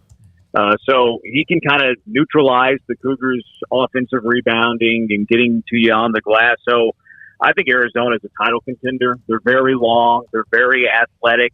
I think it's going to be a tough opponent for Houston, but I think Houston has a lot of similarities to TCU as well. Gave Arizona all that they wanted and maybe should have won that game. You look at Kelvin Sampson. I think he's a phenomenal coach. We saw him in the Final Four. Obviously, you were there in Indianapolis as well. Baylor just had that amazing team that just ran roughshod over everybody. I like him. I like, again, Baylor went through a little bit back when I first arrived back in 2010 with text messages. Sampson, of course, had some stuff like that. I guess it was at Indiana. Some of that now is even legal. But to see the guy come back from a show cause and have the success he's doing, Mack Rhoades, did Mack Rhoades hire him? Yeah. I think he did. Mack Rhoades at Baylor, who hired him and said it's his time to get back in it. I know he's proud of Kelvin Sampson, always talks well about him and what he thought he could do. Yeah, I thought it was a great hire whenever that job came open. And I wasn't doing the play-by-play at the time for the men's side. I was actually doing the women's side. But being a fan of the sport, loving college basketball, loving the NBA, very familiar with Kelvin Sampson, whenever that job came open, I said to myself that if Houston cares about winning, they should hire Kelvin Sampson. And, wherever you have those thoughts, you never really even think it's realistic. You just like, that's who I would hire. You're putting your shoes in the athletic director, and then all of a sudden it happened. I was like, okay, well, now I'm really pulling for Kelvin Sampson. But yeah, it was a tremendous hire. He's won everywhere he goes. You go back to the little days in Montana, whenever he was hired as one of the youngest coaches in college basketball, built up a very little program there, impressed the folks in Pullman, got the Washington State job, and was competing with some Hall of Fame coaches in the Pac-12 at a Washington State program that wasn't winning. It wasn't used to winning. And he got him to the tournament, and he had him contending I'm sure it was the Pac-10 at the time. and then got the Oklahoma job, went to a Final Four there. And I think going to the NBA has elevated his coaching prowess, because he's always been, he's hung his hat on his defense and his rebounding and his toughness, and that stuff still exists. But he'd be the first person to tell you that going to the NBA, he learned so much from NBA head coaches like Scott Skiles, Kevin McHale, who's an assistant with the Rockets, spent some time with Greg Popovich in San Antonio, and he said he would take notes upon notes upon notes. And I think where you see that the most in his return to college basketball is on the offensive end. You start to see some more sophistication offensively. And I think where the program is now, too, is that they're starting to add talent. They're starting to add more talent to this team. Where very early on, it was a dormant program. You were winning 13 games a year. It was very difficult to bring players in. You didn't have the Fertitta Center. You didn't have the Guy V. Lewis development building. So it was tough to bring players in. Now that they're winning, now that they have the Fertitta Center, now that they have the Guy V. Lewis, now that they're going to the Big 12, you're starting to see the talent pool increase, although he's still going to recruit a very specific type of player. He's not going to go hunt blue chippers. He wants a very specific guy. But those specific guys are starting to take an extra tier in talent. So it's kind of just the natural evolvement of a good program. Winning with maybe lesser than talent. Now the talent's catching up. The facilities are there. The conference is taking a step up as well. So it's a program that's rolling, and it doesn't look like it's going anywhere. Jeremy, we look forward to Houston joining the conference. I can remember, all of us can, late July, all of a sudden the hammer hits with Texas, Oklahoma, the SEC, and what the Big 12 did and how quickly they were able to react with Brigham Young, Houston, Cincinnati, and UCF was amazing. And the conference going forward, I think it's going to be a lot of fun. I'm glad that Houston's going to be a part of it again. And thanks for your time. We appreciate it. Good luck this week. I appreciate you having me. Anytime, guys. Jeremy Branham, voice of Houston basketball. They're in the Sweet 16, Arizona. And you talk about dodging a bullet. Holy moly last night with TCU that just kept. And they got up by 9. Arizona made this run a couple of days. And here comes TCU. Very similar to Purdue when they were up by 10. Here comes Texas. North Carolina up 25. Here comes Baylor. But they all eventually just fell a little bit short. I'm kind of a big Mike Miles fan. I really enjoy watching him play. He's one of those guys that he could. He kind of like Jaden Ivey to me last night. Jaden Ivey's not scoring a lot of points for Purdue, but in the moment he's going to do something. Mike Miles is one of those guys who you're going to have at least one half or a stretch during the game where he's locked in, and you better just hope you can withstand it. Baylor had it early in the year against TCU. Mike Miles had that unbelievable first half, and then twisted his ankle and went out. I think that's why they won that game. Had he not, been nursing an ankle in the second half, maybe Baylor doesn't beat TCU in that first game. He was definitely fouled in that last possession. No question. And if it wasn't a foul, then it was a turnover, which it shouldn't have been that, and it was. But they survived. Arizona did survive with that. I said this about Miles. He's gone now as far as the season's over. There were 4 or 5 times last night when he was out on the perimeter. And I'm not trying to compare him to how good Davion Mitchell was from last year's national championship, but 4 or 5 times when he was out kind of, boom, just gone, just like that on his dribble to get close or to the rim or dish something off. And it kind of reminded me of what we were used to watching with Davion, but he did it all the time, every night, night in and night out. Well, speaking of Davion, he's doing his thing right now for the Kings and playing really well, getting more and more minutes, and it's good to see him flourishing on the NBA level. And he's still got a long way to go to be the player he's going to eventually become, but there's a lot of reasons to be paying attention to Davion Mitchell and what he's doing with the Kings right now. And my thing in thinking about Houston joining the Big 12 is West Virginia in particular better get their ducks in a row, because if you look at this conference, Baylor's not going anywhere, even though Jerome Tang's gone. But Kansas State's not going to be much better with Jerome Tang. Chris Beard in Texas, disappointing loss, but, man, they fought, they scratched, they clawed. They very well could have won that game last night, and they're going to get better. Texas Tech is going to be very good with Mark Adams, who I don't think is disrespected or not covered enough. I think we all know how good he is, and I, going back to the conversation earlier, I don't know what else you want. Like, he's up for Coach of the Year and all that. Like, I don't know what else people are supposed to say about the guy, but I think that's to me, that's more of a chip on the shoulder mentality that people need of we're disrespected. And it's like your coach is just named Coach of the Year. We're getting no respect. Like, you have to have that. I think Tech kind of has to have some of that. But anyways, Mark Adams, great. Chris Beard, great. Scott Drew, great. Jerome Tang, incredible hire. Coach at Iowa State. TJ at Iowa State. Phenomenal job getting them into the Sweet 16 after where they were a year ago. TCU, nearly getting to the Sweet 16. TCU basketball, are you serious? Yeah. Go up and down the line. Oklahoma just barely missing the tournament. They got a little work to do there with Porter Moser, but up and down the line. But they have Porter Moser. Yeah, they have Porter Moser. So, up and down the line, every single team is either good already, has been really, really good as of late. Kansas, obviously, I can't forget them.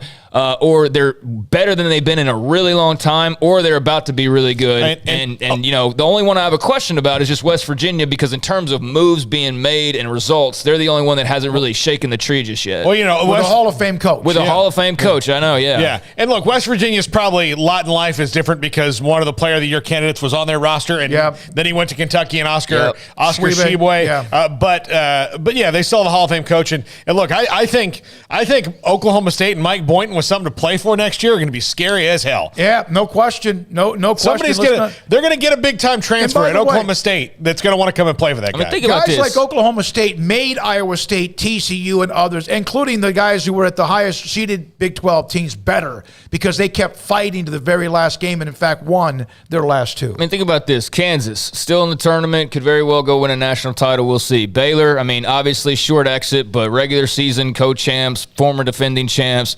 Texas Tech in the tournament, may very well win it all. Texas nearly got to the Sweet 16. TCU nearly got to the Sweet 16. Oklahoma State didn't have a chance. Iowa State, Sweet 16. Oklahoma, we talked about that. Kansas State with the hire of Jerome Tang. And then there's West Virginia. And then now, you're going to add in Houston. And you're adding BYU. You're adding these other. It's going to be incredible. And don't forget Cincinnati's basketball history. Yes. Yeah, because I know that they haven't been what they've wanted, but that may not last long. And as far as their struggles, and UCF's getting better and building things and their commitment as well. Speaking of Bob Huggins and Frank Martin, we're going to break here. Both of them, brilliant idea from the CBS family to have them on set during the March Madness in studio. They can take Rex Chapman and just get rid of him.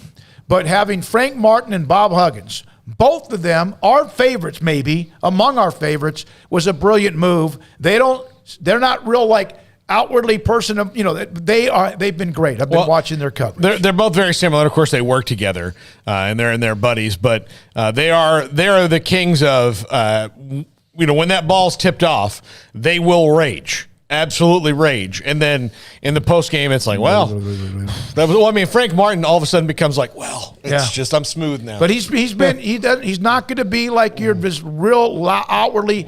But his knowledge, his insight, his experience. When we come back to your calls, 254-339-1122. David Hellman at 5:30 on the Cowboys and the NFL news that we'll get to at that time. Also coming up around the corner, Carlos Silva, who's been our go-to guy covering Tech, and they're in the Sweet 16. He'll join us at 4:45. But if you want to vent, today's the day. It could be a text. It could be a call, 254-339-1122. The chat room's floating. Let's go with that as well. Sikkim, 365 Radio and 365 Sports. March means 23 years in the automotive business for Richard Carr, Buick, GMC, Cadillac. In those 23 years, Richard Carr has sold the best cars and trucks on the road. And like Richard Carr Motors, GMC, Buick, and Cadillac, they've continued to offer first-class vehicles that you can trust. And Richard Carr wants to thank Waco and Central Texas for their support over the years and looks forward to many more to come. New GMC trucks, GMC Buick, and Cadillac SUVs are on their way. Richard Carr is seeing new vehicles arrive each week, so get on their inbound vehicle list to get your new car or truck as they arrive. And for qualified buyers, you can buy a truck now and get 0% financing for 72 months on most GMC vehicles and Buick SUVs. And as summer vacation season approaches, remember the Richard Carr Buick GMC Cadillac has 11 different SUV models to choose from with dozens of trim options. They are a one-stop shop to find that perfect SUV for your needs, with SUVs starting at $24K. So call now, come by now, or go online to find the perfect SUV for your family this summer. They're also loaded with premium pre-owned cars and trucks as well. If you're not in the market for a new vehicle, you can check out their premium pre-owns. They have over 10 lenders that will help you get into a vehicle today. But the quickest way is to sign up and get on that inbound vehicle list. All you have to do is contact them to the website, do a phone call. It's anniversary month at Richard Carr. Trust the good local people you can count on for over 23 years in Central Texas. Proud Wacoans, proud Baylor Bears. Go see them now off Highway 6 at the Imperial exit. With so many companies and policies out there, it gets so confusing shopping for insurance, and I never know if I'm getting the policy that's right for me. Luckily, I met the team at the Niche Group Insurance Agency. With the Niche Group, you can go to one company and get access to coverage options from many insurance carriers, and you get to speak to a real person about your specific coverage needs. With the Niche Group, I know I'm getting the right coverage at the right price. If you need insurance, talk to the experts at the Niche Group at 1-800-258-8302. Do you or your kids get nervous about going to the dentist? Stonewood Dental, Dr. Steve Childress, he can help. I've spent a career taking care of patients who as children had bad experiences, and now they're adults that hate going to the dentist. If I get a kid at 3 years old and they come every 6 months and it's a happy experience, it's normal for them. Now they have an accident at 6 or 7 or 8 at school. Now they have a broken tooth or a trauma, and they have to come here. They're used to lights, they're used to water in their mouth, they're used to experience, they already trust us. It's amazing what we can do with that kid without it being a negative thing. But if I see a 6 or 7 or 8 year old that's never been to the dentist, and now they have a trauma or an unfortunate unexpected toothache, it's harder to do that for that kid and it not be somewhat of a negative experience. So bottom line is I try to teach kids and adults and teenagers and everybody the way I'd want my family treated, which is where it's a necessary part of life. You just take care of it. It doesn't have to be that big a deal. Learn more, stonewood-dental.com. One size fits all. That may be all right for an adjustable belt or cheap sunglasses, but when it comes to your financial needs, no one wants a one-size-fits-all strategy. Cam Heathcott, your Edward Jones financial advisor, knows that his most important goals are yours. That's why he takes the time to understand your needs, knowing you. That's how Edward Jones makes sense of investing. Cam Heathcott, covering Conroe and Houston, 936-756-7717 or cam.heathcott@edwardjones.com. Edward Jones, member SIPC. Let Camille Johnson Realtors guide you seamlessly through the process of buying your dream home or selling your current one. Commercial, farm and ranch, or residential, Camille Johnson Realtors can smoothly and successfully lead you through any transaction. With a team of 28 experienced agents who are excited about serving you, Camille Johnson Realtors services the entire greater Waco area. If you're in the market to buy or sell, contact Camille Johnson Realtors, 104 Midway Center in Woodway, or find them online at www.camillejohnson.com. Camille Johnson Realtors, elegant, charming, warm. Welcome home. Brad Boozer, Boozer's Jeweler, joins us on Sikkim 365 Radio. Boozer's Jewelers on the corner of Valley Mills and Lake Air Drive. It's a staple of the Waco economy. And you're about to approach this time of the year where you have the holidays, special gifts. It's not that you don't have that every single day. What are some of the things you have coming up? You know, we kind of call ourselves the wedding ring store. We do all of our own custom work in-house. I've got 2 expert jewelers on staff every day. We can make anything from scratch. We kind of pride ourselves, probably 9 out of 10 every engagement ring we do is actually made custom to what the customer wants. People look at that, oh my God, I can't afford it. I can't afford something like that. You've shown me examples that you could fit pretty much any budget. It doesn't cost any more to custom make something. You still have gold, you still have diamonds, and you still have labor. Best thing about a custom piece is if you have any old jewelry or heirloom jewelry or something passed down from a grandma or somebody, we can take that jewelry and use it towards your wedding ring for the sentimental value, and then you've got the product, and then it's just a little bit of labor and a little bit of design on your part of what you actually want. You want to know why they're successful? Brad Boozer, the owner of Boozer's Jewelers on the corner of Valley Mills and Lake Air in Waco. Welcome back to Sikkim 365 Radio. Are you a Sikkim 365 super fan? Then try out our premium subscriptions at Sikkim365.com. All right, here we go. 254-339-1122, the chat room. Gary Lewis, I loved when Huggins slouched during the postgame segment. Also, many of you are talking about college basketball, what Craig said about the Big 12. By the way, UCF, no dog in the men's tournament fight. However, UCF 26-3, their women are pretty good, and they play UConn tonight as well. Also, we do have a tornado watch going on right now in our area till 10 o'clock. Thanks to Chris for updating on that. Yeah, I got that alert right as the show started. I don't worry too much here in Texas with those until it turns into a warning. Yeah. And then you're like, okay, now it's go time. But, yeah, we definitely got some weird weather going on with all the hot and cold kind of coming in and out. But one thing we did not ask in regards to Houston, I just didn't know how to ask the question, was Kelvin Sampson ripping his shirt off and celebrating in the post-game locker room. There's some funny comments about that, like, I can't unsee that ever again, things like that. But that was cool to see. I know some people don't like the NBA guys doing the college tournament because it's new to them, but I would watch Charles Barkley do anything. He, was it Friday night, was wearing out the jet about building. They did a thing about Ochai Agbaji and what he picked up over the pandemic, and he said something. And they asked Jet, "What did you pick up?" He's like, "Oh, I'm a DYI." He's like, "No, it's DUMMY." It's like, man, you didn't build a wall. You didn't build a wall. Barkley. You're just wearing him out. It was great. It's great television. It's awesome. Barkley's the best. I could watch him make a sandwich and enjoy it as well. Now, we gave you the entire first hour to discuss Baylor men and women out.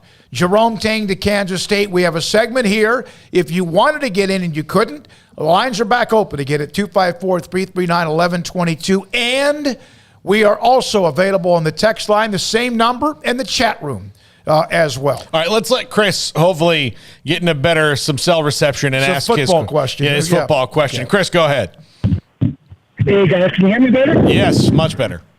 Hey, sorry about that bad connection. Hey, the question I had was, it was a character question with the NFL. You have Deshaun Watson, who has 22 sexual assault civil cases. Now, I understand that's civil, so I'm not going to judge him, but it just shows some bad decision-making, especially for a quarterback. And it seems odd that they excoriated, John Gruden, for using some racial epithets, so he gets fired, but they pay a king's ransom to get a guy who may have assaulted 22 women.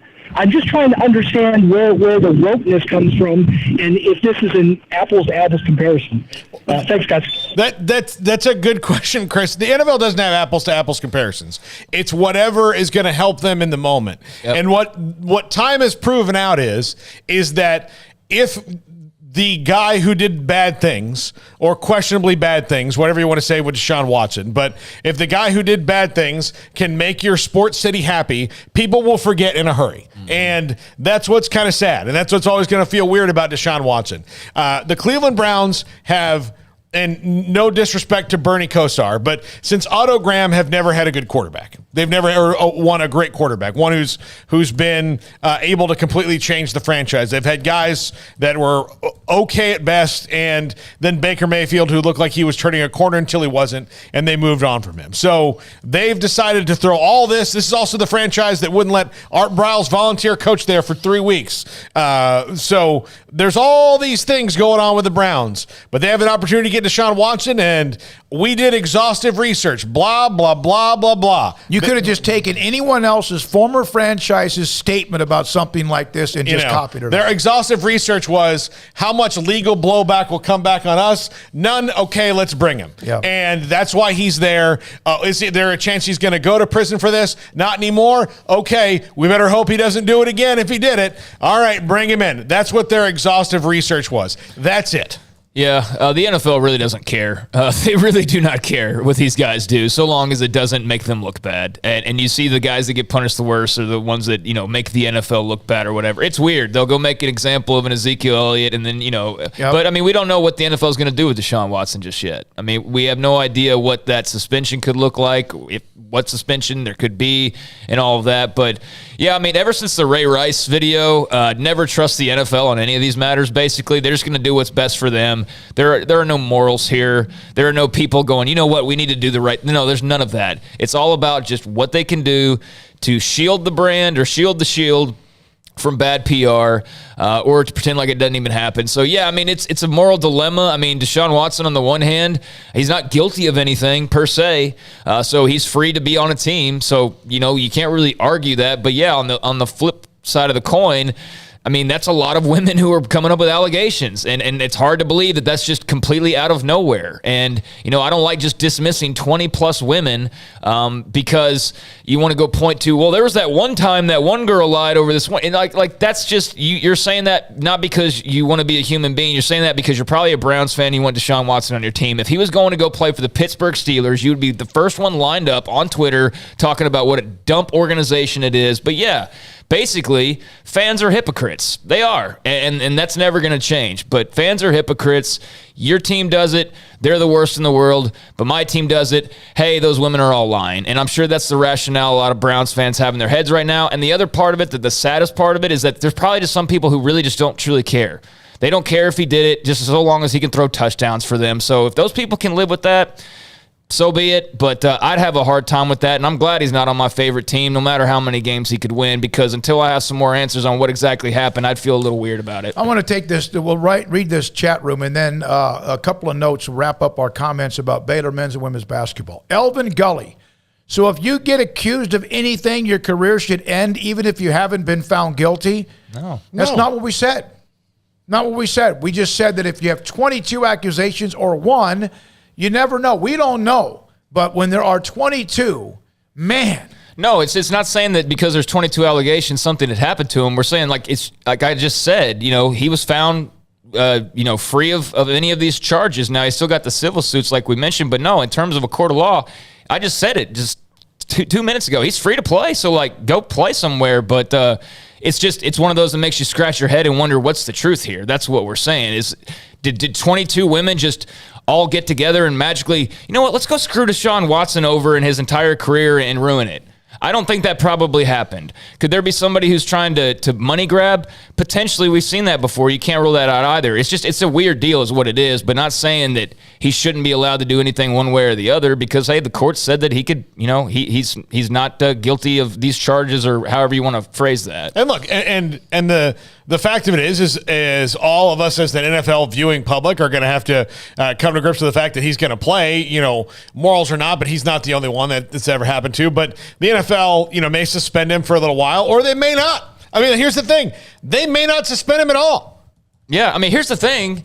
And none of us know the truth. Yeah. Except for Deshaun Watson and these women. Those are the only people that know the truth. So anybody talking matter-of-factly, unless you were in whatever rooms these were, I mean, you don't really know. So, yeah, I mean, it's a puzzling thing because you wonder, how could there be that many? And then again, how could, it's a weird deal. Like I said, it's a weird deal. So I'm not going to cast stones on Deshaun Watson as a person and say that he's completely guilty. I'm just going to wait and see how this whole thing plays out. But again, it's kind of a tough story to swallow. Jerome Tang today, again, officially named the head coach at Kansas State. I got a feeling we'll be able to get him on at some point on his job now within the Big 12. What does it say? Now, I know Tech lost Chris Beard to Texas, but, it says a lot. There are some big boy universities, no question. The size, the budget, whatever. Baylor is now taking a coach in football who's now the head coach at Texas Tech and an assistant coach in men's basketball who's now the head coach at Kansas State, and he's not the first. And there were other coaches in the football staff that people wanted to raid, and Baylor stepped up and were able to keep some of them. And whoever left, they felt like perhaps they had somebody else was better to be able to replace him with. I'm talking about the other assistant coaches. It's a lot of sign of it's tough to lose. Jerome Tang's family. He's family. And to watch him leave, to me, is thrilling for him. And yet it's difficult because he is about as good as it gets. And then again, so is most everybody, if not everybody, that's a part of that program. Yeah, and he's here. Look, his kids have grown up here. I mean, so this has been home for almost 19 years for Jerome Tang. It's going to be an adjustment. You think about that personally, but this is what you work towards if you want. And I don't think that you can point to anybody who's worked harder and better to earn a head coaching job than Jerome Tang, and the energy he's going to bring to Kansas State as far as a recruiter and all that is something that they're really going to like. And Kansas State, they've got a great. Their stadium is called the Octagon of Doom. He's going to a place that has a nickname. You gotta love that if you're a coach. He's been there before. Yeah, he knows it. Yeah, that's a place that's kind of underrated unless you've been there as a coach or a player, or maybe even as a broadcaster as well. Baylor moving forward. We don't know about what's going to happen with the two freshmen, although it appears that Jeremy Sohan absolutely helped himself with the draft, and Kendall Brown was already thought of as a top 15 pick anyway. Both, if they came back, could they make themselves better? Absolutely. Would Baylor love to have them both back? Absolutely. The L.J. Cryer thing, which we discussed a little bit on Saturday, there has been a lot of smoke in the forum section, and this is not just message board fodder. There is a lot of smoke about what his future is, even from some of those like Ashley Hodge, who's a partner of Sikkim365.com. And what is his future? Is he coming back? There are others who have decisions to make. Flagler, Akinjo, Flo, among others. Even Matthew Meyer can make a decision to come back. But they also have this stud named Keontae George. They have R.J. Hunter. They have others who are coming in. The big tall kid who's playing at an academy, big tall drink of water inside as well. Langston Love is going to be healthy. Langston Love is healthy. Yeah. He'll be there for the entire year. Yeah, I've already just figured Matthew Meyer's going to the pros after last year. I mean, he had such a long decision that I just, in my article today, I just chalked him up to being gone. And if he turns around and decides to come back, then that would be a nice surprise. He did not say no to Kendall Kaut when he asked him about coming back. Meyer pretty much, you could tell it was a swan song. I'm assuming that he's going to be gone. And then, it's a big – I don't know what the L.J. Cryer thing is. Like, that's what I would love to learn more about. I wasn't there with you guys on Saturday. I was out of town. But that's just – weird to me that would be a topic because we just watched them basically massage and nurture him for an entire basketball season through an injury, trying to get what they could where they could, and then obviously just not nearly enough of him throughout the year. I don't know why that would be a thing all of a sudden, especially if they're going to be potentially losing as much as they are. So that's a big old question mark that I wasn't necessarily expecting, but there are a bunch more of them as you outlined. I mean, they could lose a couple guys to the NBA. They could lose like 6 guys to the NBA. Their roster could look pretty much intact next year, minus a Matthew Meyer, or it could be like, little to no experience at all returning in some cases because of what they could potentially lose to the draft. So, it's going to be fascinating to see what some of these decisions are because there's some big ones to be made here over the next few weeks. Carl Campbell, hey guys, great show like always. I wanted to let you know that the weather is crazy in the Austin area as well, under tornado warnings. I saw where something may have happened at Jacksonville High School with some high winds. Jacksboro, not Jacksonville. Jacksboro High School. Not sure if it's heading towards Waco, but I felt, we thank you, Carl. Appreciate you. You're always great and kind. Appreciate that time. There's some issues, no question about it. From the 817, I did not watch the Baylor women lose, but it sounds like a classic case of over-preparation, physically in close proximity to the competition. I've seen it hundreds of times describe the phenomenon in my book, Chapter on UWM Basketball Research. Is this our friend? Yes, Beekler? It is. Yeah. No.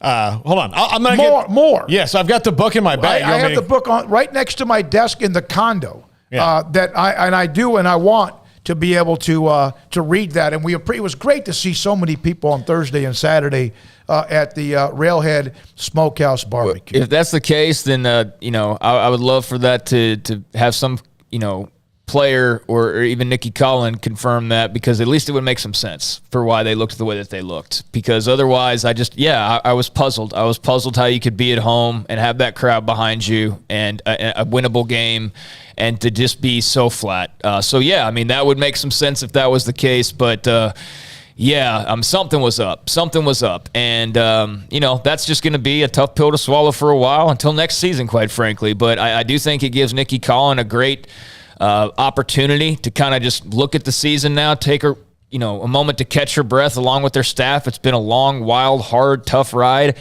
They can catch their breath for a moment. And I know they're not. They're actually out on the road recruiting right now, just a day after losing the end of their season. But, there's some work to do, no doubt. And I think part of it is, okay, why did we come out in a big game like that and just show no pulse? Like, what happened there? They've got to figure that out. No, you're right. That's part of you always hear about, you have all these analysts and all the people on staff, and you have to scout yourself. And I got a feeling that Coach Colin and her staff, she'll have to do that and have some tough decisions to make about what they are, who they are.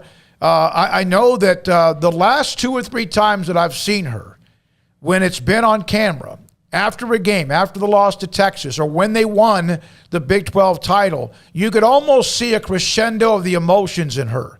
And it's real. Now, people have their own opinions on it or whatever, but it's real. In fact, TL, who's here, TL Fiedler from ESPN Plus, who's been here through the episodes of Our Time for both the men and the women, we discussed that a little bit earlier, and how it's been kind of crescendo for Nikki Collin through the year. And I know, hey, listen, she understands the standard.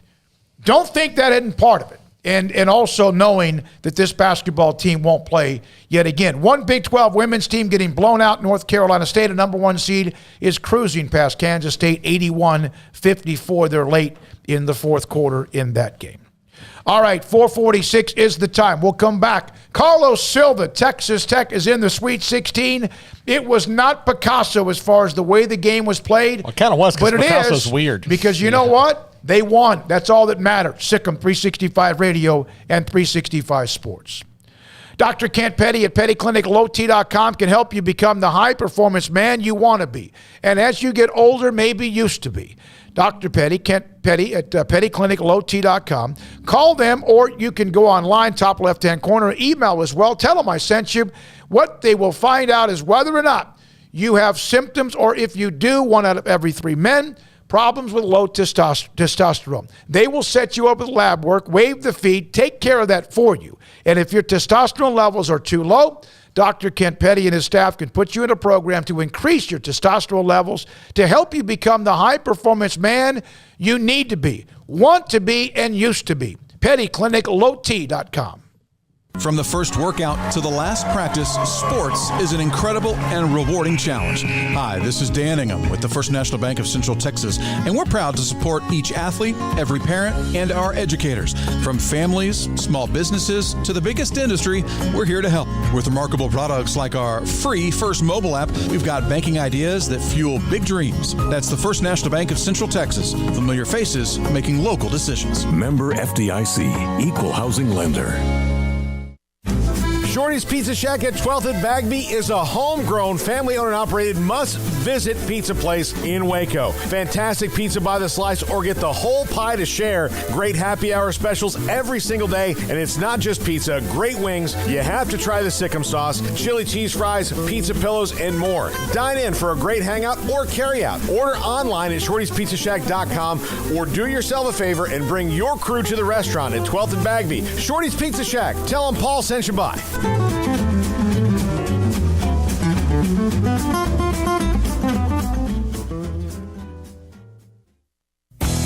Three Nations Brewing Company has 16 different beers on draft with a new beer every Friday. It also offers 2 air-conditioned tap rooms, a large indoor beer hall, a second-floor mezzanine offering a great overview of the brewing company and equipment, and patio where you can relax under the shade. Plus, you can now experience the new Three Nations Beer Garden Grill on our shaded patio with socially distanced seating for your enjoyment. Grab a cold beer and enjoy a bite from our freshly prepared and delicious menu. Street tacos, quesadillas, freshly cooked burgers, and dogs and veggie burgers too. State Fair tornado fries, nachos, and so much more, all prepared and cooked on site. So come visit the award-winning Three Nations Brewing Company on East Vandergrift off I-35 in Carrollton.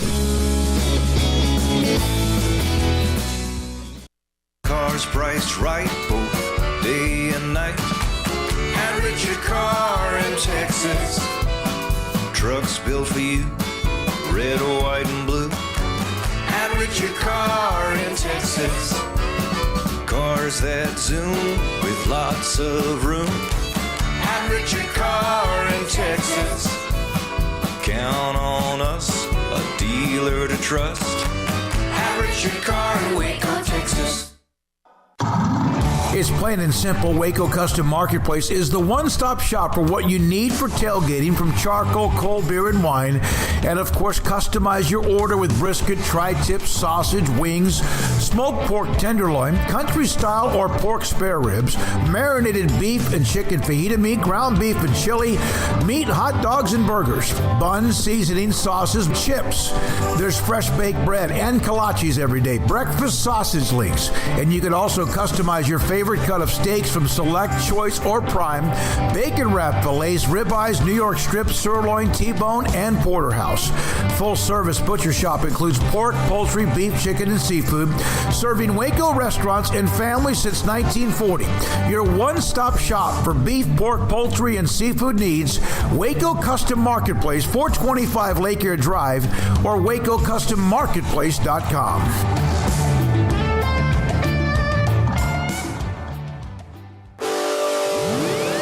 Welcome back to Sikkim 365 Radio.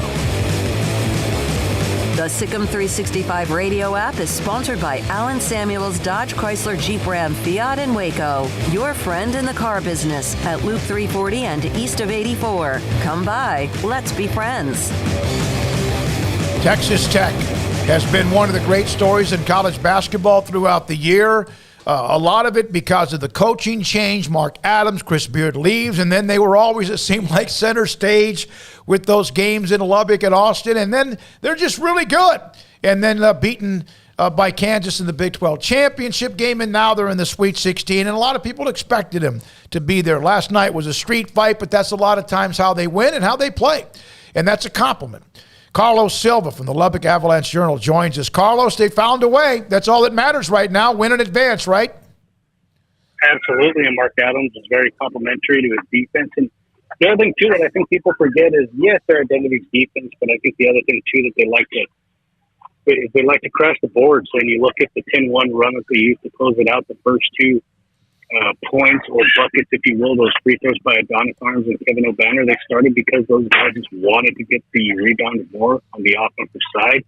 And then from there, you got the defense, that identity that Texas Tech does have, with Marcus Sanchez-Silva making a huge block on one end and then making free throws with his right hand. He's a left-handed shooter, but he felt like he had a hitch in his left-handed free throw. So literally about a month ago, he just started to work on it, and looks like it paid off huge for him, and not only that, for Mark Adams and company. Do you think that this team can continue to win that ugly? I mean, it's going to be tough when you've got teams that are consistent, and Mark kind of mentioned that when we mentioned Kevin, that game against Duke. But, I mean, you look at it, it's been what Texas Tech has been able to do. You have good offensive games, and the defense is there. It's a little bit more of a wider scoring margin, but sometimes you get those ones where you have those 9.5-minute scoring droughts, like at Oklahoma State and Stillwater, and you're not able to score a point in 9.5 minutes, and you lose that one. So I think that's the biggest thing for Mark, is just trying to figure out a way to not go on those really, really long scoring droughts. And the way that they do that is what they did during that 10-1 run is rebound well, keep your guy in front of you, and then if you're able to, put your hands in some passing lanes, create deflections, just like Kevin McCullough did, and he put the cap on that nice little run with the big two-handed dunk later on in that contest. How big of a deal is this to be back in the Sweet 16, but to do it in Mark Adams' first year? It's funny. I keep getting asked the question, are you surprised about it? I think there's a different word, and I can't think about it, but the way I can kind of phrase it is, you have to remember, Mark Adams has been a part of this success the last 5 years. He was the lead assistant coach for Chris Beard. So he's been in on these recruiting visits for a Tarico and for Matt Mooney, and some of the other guys that have been huge contributors for Texas Tech. So it's not like he doesn't know how to do all this stuff. I think people are finally starting to realize, okay, this guy does have the X's and O's. He knows how to play or coach, should I say, good defense. He gets his guys in position.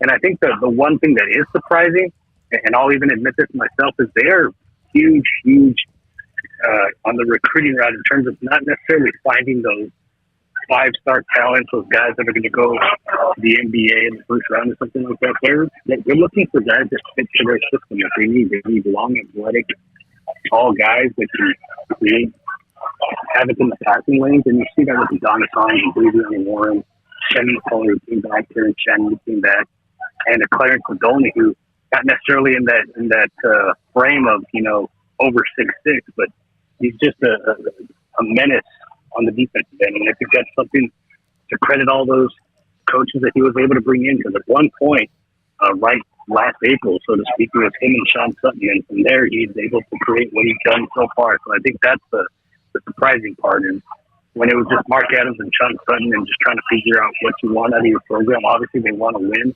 and they found a way to win, and not only that, but win at a high level, and they have a chance to go even further and potentially where one other team has gone before, that's 2019, and that's the championship game.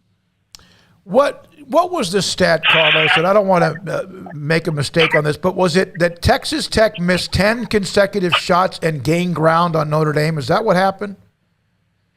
That's possible. I'm not sure on that one, but I think that the thing to look at, again, I know they don't keep these stats, but just look at the deflections that are created, whether it's Texas Tech just creating havoc and making guys uncomfortable in terms of what they want in the set. Mike Bray was very complimentary about Texas Tech defense, about they weren't able to run the stuff that they're normally running. And I think there's also a little bit of a respect factor from Mike Bray is they played a lot of zone, because that's one thing that has troubled Texas Tech earlier this season is playing zone. I know Baylor did that with Scott Drew trying to do that, and they were able to shoot out of it. Texas Tech was unable to shoot out of it yesterday. They were able to figure out a way, as we kind of mentioned before, but it just took a lot of effort in the last 2 minutes of that contest. But I think that's something to kind of look at when you're kind of talking about those things. All right, so looking at the teams that they could potentially, of course, they're going to play Duke. How do you think they match up with them, and how do you think they match up with a potentially Gonzaga or, if the world gets what they want, Arkansas? Well, I think when you look at Duke, there's going to be a lot of pressure on those players, and a team that didn't make the NCAA tournament last year, so there's an experience factor there. And maybe there's even an experience factor for Texas Tech in that, yes, they haven't been there as well, but there's a lot of guys who are going to play a lot of basketball games, and as Mike Bray called them, and some other coaches, even Bob Huggins, I believe, on some of the post-game shows, they're just a bunch of big dudes that are just manly men. I mean, they're just guys that have been through the ringer, so to speak, and they know how to play, and they know how to play physical. And I think that's something that a lot of teams, Duke for one, is going to have to get used to. Gonzaga's already seen Texas Tech. I think both teams are going to be a little bit different just due to some of the injury and COVID protocols that didn't allow Tech to have a full roster earlier in the season. So I think that's going to be interesting. If they are able to get to play against Gonzaga, it would be another time Texas Tech did play against Gonzaga, and I'm sure that'll give Coach Mark Adams nightmares, because he remembers that was a game where he essentially felt Texas Tech had to outscore the Bulldogs in that last West Regional to advance, obviously, to the national title in that 2019 run. But they may have to do it again. But, I mean, you saw what happens when there are teams that play physical defense. We looked at it yesterday with TCU in Arizona. A lot of teams are not used to that style of play, but all the teams in the Big 12 are. You kind of see how teams in the Big 12 have survived and advanced in the national tournament this year. Carlos, be safe with travels. Good luck in the Sweet 16, the Big 12. 3 wins and 3 really close. TCU and obviously Texas battling, along with what Baylor did to come back from 25 down, losing overtime. Yep. Hell of a weekend for the Big 12. Could have been even better. And good luck going forward. Good luck with Duke. Thank you. Hey, appreciate y'all. Carlos Silva Jr., Lubbock Avalanche Journal with us, Sikkim 365 Radio. Before we break for the 5 o'clock hour, Craig's got a note. In golf, this is something that's not surprising. I wondered, because of his love of this specific golf course. Yeah, apparently, I just had it here in front of me, but Phil Mickelson is not going to be in the Masters this year, and it marks the first time since 1994 that he would not be playing in the Masters. So that's a way back there, 1994. So yeah, he is not on the list. And Kyle Porter from CBS, a great golf reporter, just confirmed with Augusta National, Phil Mickelson will not play the 2022 Masters. When you stump for Saudi Arabia and then pretend like it was somebody else that put those words in your mouth, maybe it's not good to show up at the biggest golf tournament. So probably a good PR move by Phil. You wonder, Listen, Tiger had to go back to the Masters that spring after all hell broke loose in his life. And for what it's worth, Tiger is still on the list, although they're not sure, but he's still listed as being at least in the field. Okay. That's not a bad place to maybe bury a hatchet. But, I think Phil, when he said he needed to take some time off, when he said that, there's no – it wasn't going to be like 3 weeks later, I'm here at the Masters. That would look that would be very uncomfortable. I mean, I'd imagine there's, just the media part of it would probably be enough to not want to go out there, I mean, think about it. I mean, regardless of what you think about what he said or whatever, I mean, the fact is it's been a PR hit. Because there's at least a segment of people who don't view him the same way, or maybe you're not ticked off at him, what have you. But, the first thing that's going to happen is he's going to go there, and he's going to have a media session. And what are they going to talk about? They're not going to talk about the Masters and his history. They're going to talk about Saudi Arabia and his comments, and he's probably just looking to avoid that and probably get a little bit of a breather. But I do think it's a sign of that whole last few months did not go very well. Well, I'm glad the Masters itself is not taking any kind of moral stand like they tried to do with Tiger, which made them look really bad, I thought. Yeah, this appears that he withdrew, but I'm waiting to see more, obviously a confirmation or a statement or something. But it does appear as his choice. But you're right. Yeah, I'm glad when the Masters going, let's get him out of the Tiger comes back, we're going to have to. Nobody who comes to the glorious golf course here has ever done anything that Tiger's done. That was uncomfortable. Yeah. That was uncomfortable. And what Mickelson would face. And, here's a guy that normally has been kind of rub shoulders with some of these guys in the media because there's always been this perception about him. And now some of that has been removed. And let me tell you something. Once you get the dogs on you, some of them, they will not let go. They will not let go, and it doesn't mean he should not live his life and not be able to play ever again, but he's got some damage control that he's doing right now behind the scenes. And part of his perspective, the PGA is I'm sure there's plenty of things golfers can complain about, and it's not like, they're UNICEF or anything like that, but to pretend like you guys think Saudi Arabia is bad, try being a professional golfer making 7 figures. You're like, what, dude? That's your perspective? Yeah, terrible America. Yeah, compared to some places. Yeah, that was a little bit. They chop off your hand when you steal gum in Saudi Arabia. Okay, what about a blow pop? Yeah, I mean, it's Reese's candy bar. Yeah, so. Let's be real. And they're under Sharia law. And I know I might get skewered for this, and I don't mean to this, but Sharia. A lot of times, Sharia. A lot of times, we have issues in this country that we do need to get better at. But, sometimes when you all of a sudden end up somewhere else when you don't want to be, you find out or you learn about there's a lot of places that do a lot worse things than we do. That we complain about. But, we still have a lot of work to do to make this country better and stronger. Oh, yeah, we're far from perfect, but we're better than a lot of places. Now, that doesn't mean you just go, we're better, so we don't have any work to do. No, America needs to look in the mirror and figure out there's some definite things that we need to get fixed and figured out if our politicians would just get out of the way of their own agendas. But, no, I don't worry about getting my hand cut off or women having to walk around covered up. Now, I know that's religion, so that's a bit different. I don't want to make that sound like a negative. But, there's worse places to live than America for sure, no matter what we got going on. From Chris Smokey, Paul Craig, Faith, Emery, Jack, and Armstrong. They mentioned all of you in the chat room. This is from Chris. What do you think the ACC's chances of 3 teams in the Final Four, considering the conference was down and Miami just boat raced Auburn? Duke is playing Texas Tech. They're still alive.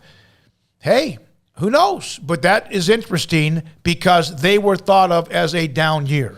Yeah, and North Carolina, of course, with a win against Baylor. Yeah, I don't look as well as North Carolina played the other day. I don't see them continuing into the Final Four. I think they've got, we saw depth issues for sure. And Baylor kind of showed you how you can get them in if you can get them into foul trouble, they're in a lot of trouble. If you get Brady Manick ejected, then you got a chance. Well, but if you get Brady Manick in foul trouble, which you could, I mean that's kind of the thing. They're not like Brady Manick's not going to be as drunk as he was hitting threes every game. Right. He was against Baylor the other day. They had no answer for him except getting him ejected from the game. But if you can get he or Baycott or one of those guys in foul trouble, then they've got a problem because they don't go to the bench very, very often. And you saw when the bench players were in there, you saw why. Because they're not North Carolina caliber right now. And so, no, I don't think they will. Miami's an interesting team to me. They're really athletic, but I wonder if they can continue going. I liked Jim Laranaga's vibe last night.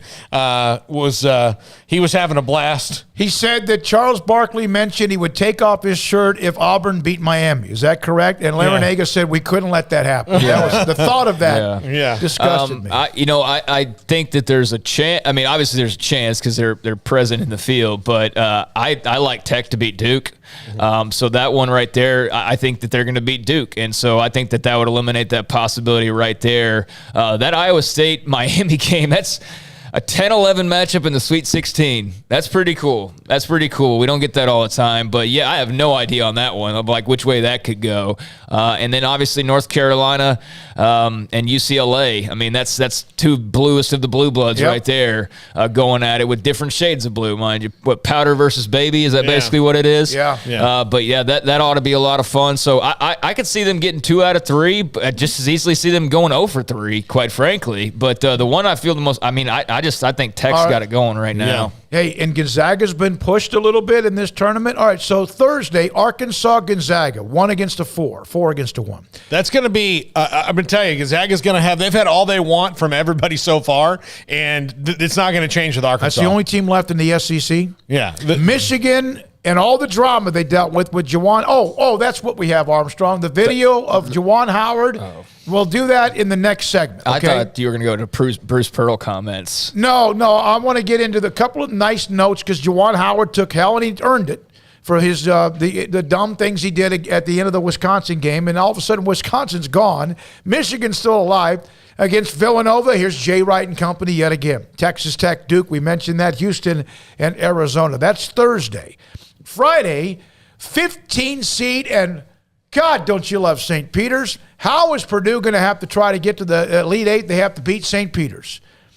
Providence in Kansas. That could be interesting. Ed Cooley, a lot of people thought Providence went knocked out early by, South Dakota State? They won. North Carolina, UCLA, and Iowa State, Miami. What did I tell you guys about Kansas, though? Remy Martin is the X factor, and Remy Martin was the star the other day because Christian Brown and Ochai Agbaji were cold. Agbaji, of course, late in that game helped them seal it. But, look, they didn't get what they normally had out of those guys all season long. But Remy Martin came in from the jump and was on fire. He changes that team completely in their rotations and makes them scary as hell. No question. They also got, who was the young man that was it? Martin? You mentioned Remy Martin, but somebody else had a big game for them as well. I kept forgetting. I was thinking about the first round game. Agbaji eventually with 15, Brown with 13, Wilson, he had 14 and 14 for Wilson. Jalen Wilson, 14 rebounds and 14 points and no turnovers as well. I got to tell you, I was almost dead. Why? I mean, what? It would have been bad. They won. I would have had to be in the car. They coasted. I had to coast it. Paul's texted me on my way back on Saturday evening. I'm trying to pay attention to driving. I never look at my phone when I'm driving. And here you're just banging my phone. You're nervous and all that. And I was praying for you. All right. It worked. Thank you. When we come back, a couple of neat notes from Tommy Lloyd, Arizona, and Juwan Howard at Michigan.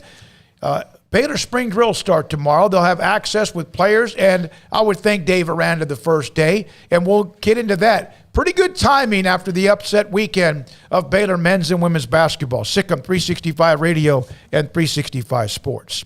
I just saw this, in fact, Waco Custom Marketplace. Let me go back down here and find it because they have the new products on sale for this specific week. Here we go.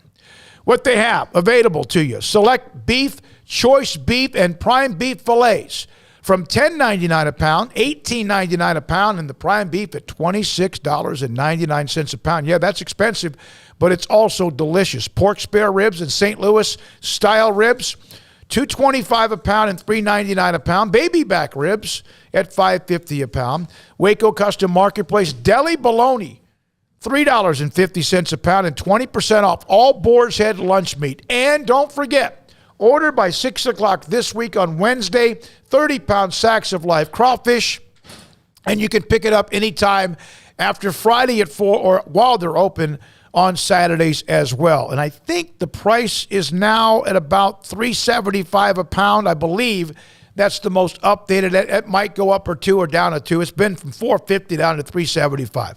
Waco Custom Marketplace, 425 Lake Air Drive in Waco.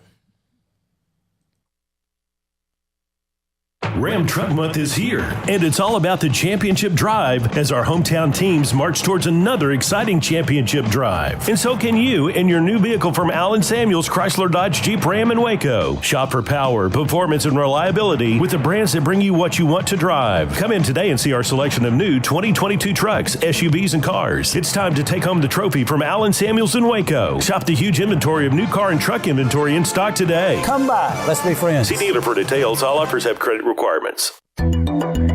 It takes time to reach goals. It's a truth that applies to more than sports. It goes for your financial goals as well. You work hard for your money, and you deserve an investment strategy that lines up with your game plan. And Tom Albers, your Edward Jones financial advisor, can help. If your financial investments aren't putting forth the effort you desire, stop by today for a financial review. Tom Albers, 4301 Lakeshore Drive, 254-776-7605. Edward Jones, member SIPC.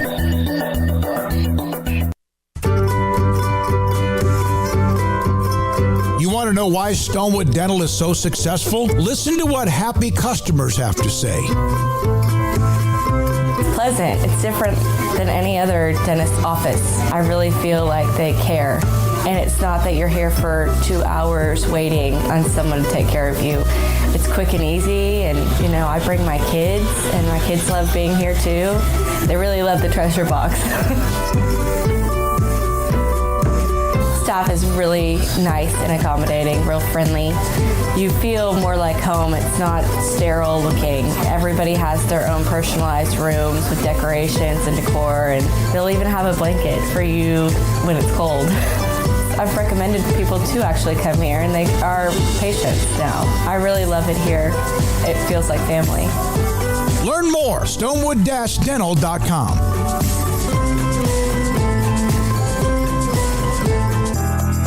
Riverbend Liquor and Wine, Lakeshore Drive at North 19th Street in Waco is a hidden gem. They've got a great selection of spirits, wine, and the most extensive selection of craft beer in Waco in their gorgeous walk-in fridge. And they have an amazing array of high-end bourbons like Pinhook, Weller, Buffalo Trace, Brush Creek, Hotel, Garrison Brothers, Thomas S. Moore, Hooten Young, and Bardstown. Great customer service and a convenient and speedy drive-through window. Riverbend Liquor and Wine. Find out more on Facebook and Instagram.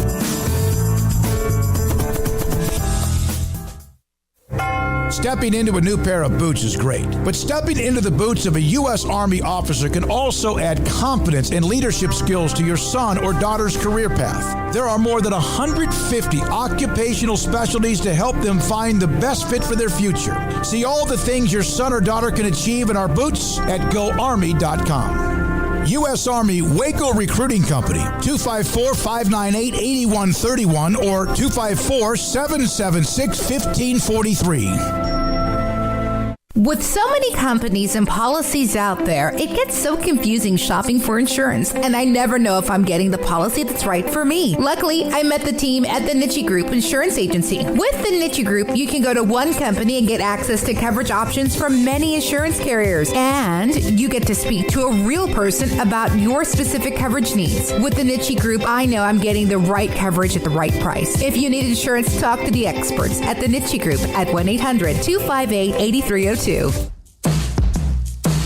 Welcome back to Sikkim 365 Radio. Empty backfield, four-man rush, and that is intercepted. It's DeMarcus Lawrence down the sideline. He goes, and look at that, into the end zone. It's time for our weekly segment with David Hellman of DallasCowboys.com. He's not till 5:30. Here's David Smoak. No, that's my fault. I jumped the gun a little bit. He's not till 5:30. David Hellman will join us at that particular time as well. All right. Yeah, let's see here.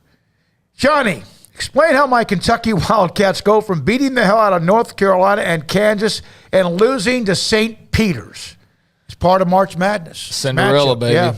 Cinderella, yeah. I mean, that sucks for Kentucky fans, I know, and had to be tough watching the tournament. All these teams playing and advancing, and you feel like you should be in there. But, hey, that's what, Baylor fans are going to be feeling every game now, and a lot of other teams. I mean, the fact that St. Peter's got to this point is pretty awesome. And, just if you're a Kentucky fan, I guess you got to hope for them to go win the whole dadgum thing, right?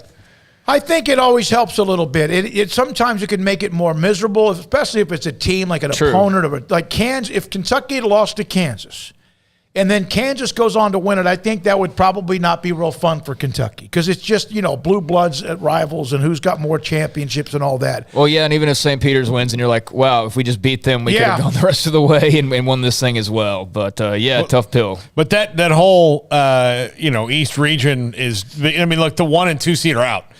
So Purdue's got to be feeling really, really good. The 7 seed's out, for crying out loud. So, single-digit seeds are gone. You've got double digits all over the place. So Michigan's a 10 seed. Yeah. Hammered Auburn.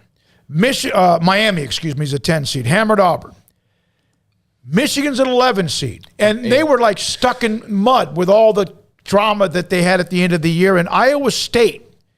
This is truly an unbelievable run. We've mentioned them before. Then St. Peter's a 15 seed. Yeah, you get the 15, you got the 10, you got the 11. Two 11s. Yeah, 2 11. I was going through one by one. But, yeah, there's still a lot of lower seeds left, and it's cool to see that, at this point at the Sweet 16. And just curious how far Cinderella can actually take this thing. There was a stat, a trend, or whatever it was, analytical about who wins the national title.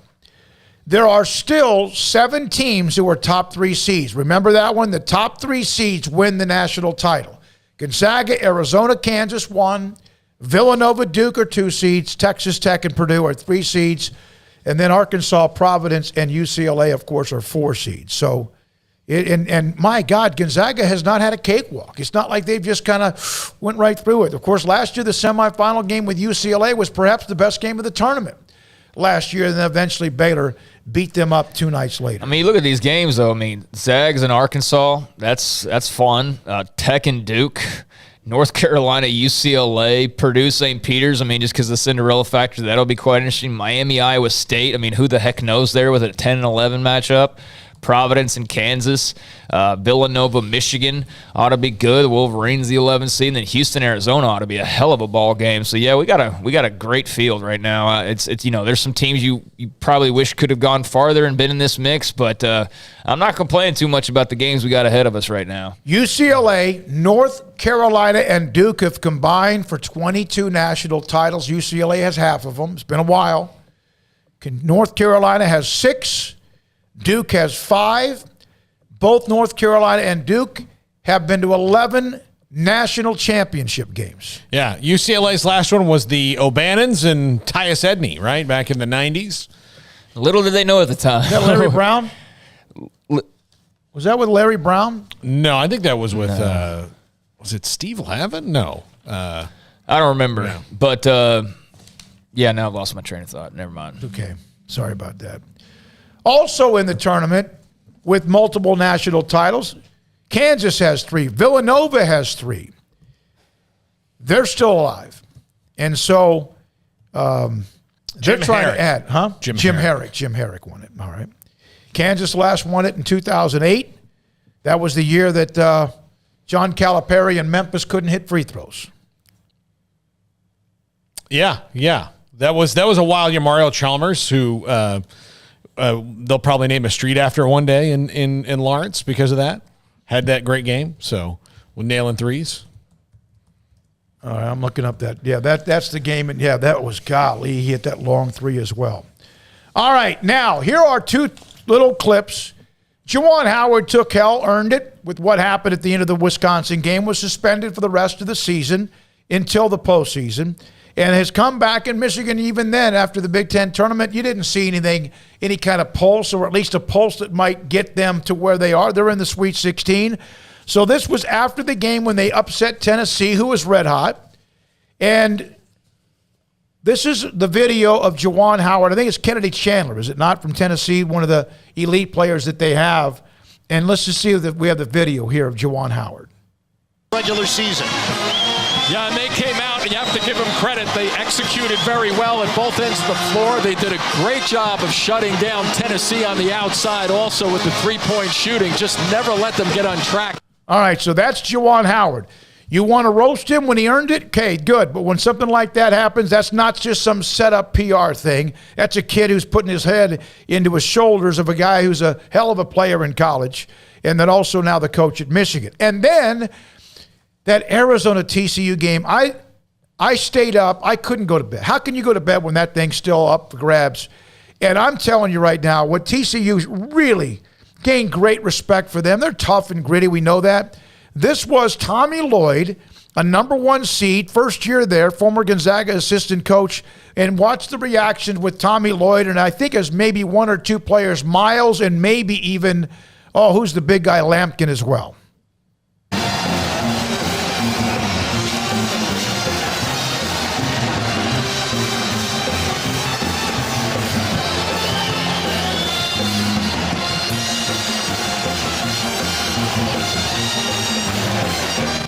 All right, that's, we see things when things go viral, and that's pretty good to see what they did. Players emotional because of everything. They're spent. And then a coach or two being able to do what they did to try to console them if they possibly can. Yeah, by the way, you just mentioned Eddie Lampkin, and he tweeted last night, can't sleep with a broken heart emoji. Fran Fraschilla responded, get to work, TCU basketball, big fella, and become one of the best bigs in the country next season. And look, TCU, they're scratching the surface. If they can keep these guys together and build, like they can make big steps forward. No, I agree. Man, that conference, Craig mentioned it. I mean, when you have the 10th team led by a Hall of Fame coach, incredibly successful coaches at the bottom of the league. And, yeah, they lost Schwebe right to Kentucky. It's just you could get on the wrong side of the tracks, and you could, again, you're a 5-game losing streak away when you burp in the conference. And as we also mentioned, it's only going to get stronger as they move forward as well. I want to say this about Texas. Go ahead. Yeah, what did y'all think of Bruce Pearl's comments about the SEC beating up on each other? Did y'all see that after the game? I was just curious. Not very smart. The SEC will get crushed for our tournament performance. We just beat each other up all year. It was just a grind. We didn't show it in the tournament. They had 5 of their 6 did not make it to the Sweet 16, so that's why he was commenting on that. Of course, you had Kentucky out in the first round, Bama out in the first round, LSU out in the first round, although they were just, they were on fumes with the coaching change. And then, Tennessee and Auburn, 2 teams that a lot of, I don't know about a lot, but plenty of people had as far as like deep runs that they both fell in the second round. So, yeah, I just think it was funny to see most of the basketball fans out there react like, you're really going to say that when there's the Big 12 out there? You talk about a grind and beating each other up. I don't think any conference beat each other up more than the Big 12 probably did. But I think there's some truth to that. I just think it was probably an ill-timed quote, to say that after a loss like that, just because it's, that immediately people go, well, what about the Big 12? What about... and I'll just say... The SEC did have a success in that challenge. Yeah, they did. But I'll throw this out there to Bruce Pearl. Did your team lose that game last night because the SEC beat up on you or because Miami ran you ragged? Yeah. It's because Miami ran you ragged. It had nothing to do with anything that came before. So it was a bad matchup for Auburn, and that's just how it was. I just don't think that it needs to always be like this spin on things. It's like you don't have to prop up the SEC or the Big 12 or the ACC or whoever. If there's times to do it, there's times to do it. But just because you guys got wiped out basically in the tournament, you don't have to make an excuse for it. It's like, look, it's what it is. It is what it is. There's no, you don't have to sugarcoat it and try to make it feel better. It's just the reality is, hey, they had a really good year in that conference. Big upsets happened, and now they're sitting here with just a hope left, but with one hope left in the Sweet 16. But yeah, you don't have to we just beat up on each other. some truth to that, but others have, much harder roads to hoe. There was someone, and I thought I printed it out, but Armstrong doesn't look at his email. And I'm joking on this one. I never sent it to you. But there was a stat about the teams in the Big 12 and how many played quad one games or top 10 or 15 teams compared to the SEC, and it wasn't even close. Yeah. SEC was really good. It's not anti-SEC, by the way. But to say that they're the ones that struggled because they beat up on each other, Arkansas is still there. Yeah. And the Big 12 still has 3, and they beat up on each other as much as anybody. I guess my point is, Bruce Pearl, you don't have to do that. ESPN will do that for you, the sugar coating. I guess my point is, you just don't have, you can't win everything. So, there doesn't need to be a reason, we only did this because we beat up. No, you just got beat. That's all there is to it. But I know I'm probably putting it far too much under the microscope. His comments were not that deep. I thought it was funny. There's been years where the Big 12's been similar to this, where you think, man, there's got a lot of good teams. And then after the first weekend, you see one team standing. It's did they have such a rough conference year that they were, maybe not 100% or exhausted going in? Maybe, but in the moment, it's about to match up. You could the two things could be true at the same time, where the league beat up on itself, and you just kind of fell into a bracket that was great matchups for you. Look, I'll tell you, the first time Baylor went to the Elite Eight, their draw was as perfect as it could have gotten. It was perfect matchup-wise for the players they had on their teams and the players going against them. Even Duke, who they had on the ropes, was the best matchup all the way down the line for them, because it just worked out that way. And that's kind of how it works for most teams.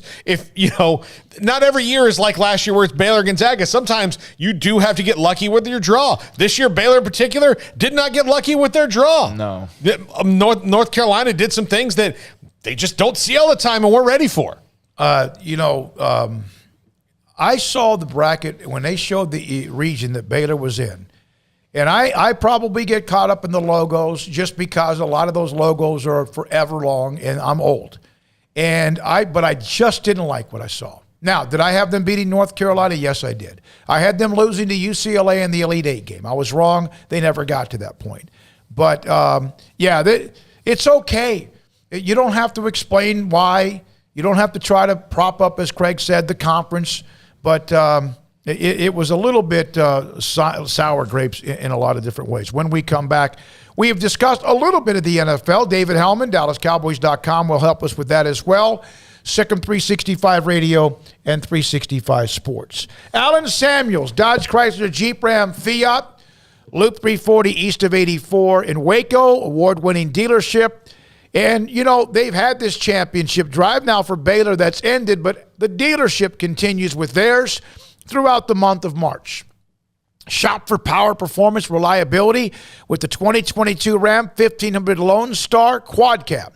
Total values, $8,500. Also, if you want, get a $3,000 bonus cash and 2.9% financing for 72 months. One or the other. $8,500 in total values or $3,000 bonus cash and 2.9% financing for 72 months. First responders get $500 of a discount. And then you're starting to see the commercials on television. I've seen them. The Wagoneer 2 and 3 series. I've driven the 2. It's fantastic. The 3 is unbelievable too. And they have 2.9% financing available for 72 months and $1,500 bonus cash. And again, first responders, an extra $500 in savings. Alan Samuels, Dodge Chrysler Jeep Ram Fiat. Their lot has new cars. Their lot has pre-owned cars. And they're bringing new ones in every single day. Tell Ted Teague I sent you at Loop 340 east of 84 in Waco. Baylor University is where lights shine bright. So, let there be light. Let there be roommates and teammates, scholarship and championships. Let there be fresh starts and new traditions, fast friendships and lasting impacts. Let there be laughter. Let there be joy. Let there be light. Baylor University, where lights shine bright. Brad Boozer's Jeweler, joins us on Sikkim 365 Radio. I've seen people walk in there. First of all, you have so much to show. Whether necklaces, bracelets, rings. You have the watches. You have numerous great watches as well. You really have pretty much everything, don't you, when it comes to jewelry? That's correct. Kind of a one-stop shop and all. And the fact that we have the 2 jewelers on staff, the repairs we can do, the fixing of your jewelry, and the remaking of any jewelry has really set us apart from anybody else. You want to know why they're successful? Brad Boozer, the owner of Boozer's Jewelers on the corner of Valley Mills and Lake Air in Waco. Texas Farm Bureau Insurance has protected fellow Texans with auto, home, health, and life insurance since 1952. With more than 260,000 square miles of land and 27 million people, that's a lot to cover. Whether you're wrangling cattle or wrangling kids, we're proud to protect Texans in all Texan ways of life. Stop by and see our agents at one of our 3 McLennan County locations. Coverage and discounts are subject to qualifications and policy terms and may vary by situation. Did you know that 1 out of every 4 men have symptomatic low levels of testosterone and don't even know it? And if you think you're too young to worry about it, guess again. Low T levels can make you feel tired and grumpy, cause weight gain, and wreak havoc on your sexual desire and performance. Petty Clinic Low T can set up same-day blood screening and results, so if you're tired of being tired, I challenge you to man up and Google search Low T Waco or go online pettycliniclowt.com. It's a private clinic with an atmosphere catering to men. Affordable, only $150 a month, includes lab work, office consultation, testosterone injections, follow-up visits compared to $395 a month in Dallas or Austin, and you don't have to fight the traffic. Petty Clinic Low T as board-certified physician consultations will provide the best form of brand-strength testosterone available. Contact Petty Clinic Low T today, just off Highway 84 and Old Hewitt Drive in Woodway. Petty Clinic Low T, helping men become the high-performance men they deserve to be. PettyClinicLowT.com or Google search Low T Waco. How did Edward Jones become one of the biggest financial service companies in the world? By not acting that way. Financial strategies, one-on-one advice, it's a big difference. And that's why Brad Wilson, your Edward Jones financial advisor, makes sense of investing. Experience the difference for yourself. Brad Wilson, 250 Sharon Drive in Woodway, 254-776-4337. Edward Jones, member SIPC. There are 26 letters in the alphabet, over 600,000 words in the dictionary, and just 3 of them said together can change everything. Let's order pizza. Those 3 words lead to dough made from scratch and 3 fresh signature cheeses that blanket golden crust in a heavenly melt on Marco's Pizza that'll blow your mind. So visit marcos.com to order and stop by Marco's Pizza in Belmead, China Spring, Woodway, and soon to open in Robinson. Marco's. Pizza lovers get it.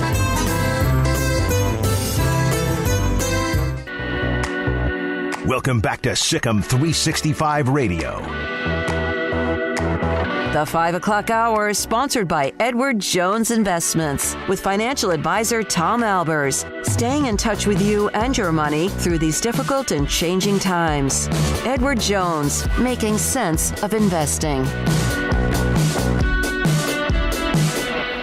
Paul's top 5 in about 20 minutes or so, and waiting on David Hellman, DallasCowboys.com, to join us. So I'm getting this text from Paul earlier. Urban Meyer, the article in the Athletic by Jason Jenks and Mike Sando.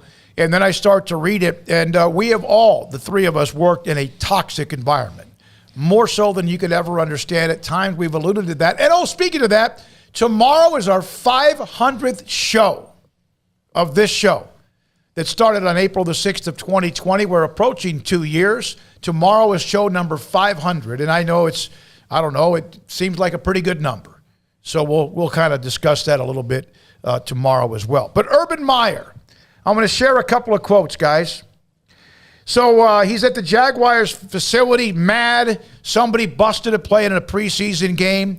If the mistake ever happened again, Meyer warned the players he would cut every single one of them. And do you know what would happen if I cut you guys? You couldn't get a job paying more than $15 an hour. First of all, that's college crap.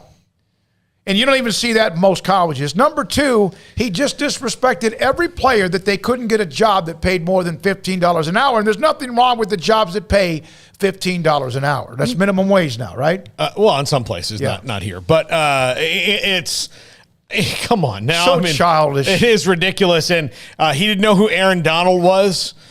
He didn't know who Deebo Samuel was. All these things he would. Oh, John Brown came in to the Jaguars, and he told Trevor Lawrence to take it easy on him and make everything simpler because John Brown, who is from Florida, he said those guys from the South, their test scores aren't right. All those things he said, and those things get around. He would say something at a press conference, and then when somebody would ask him about it in the locker room, he would deny it, and they would show him the video, and he would just leave.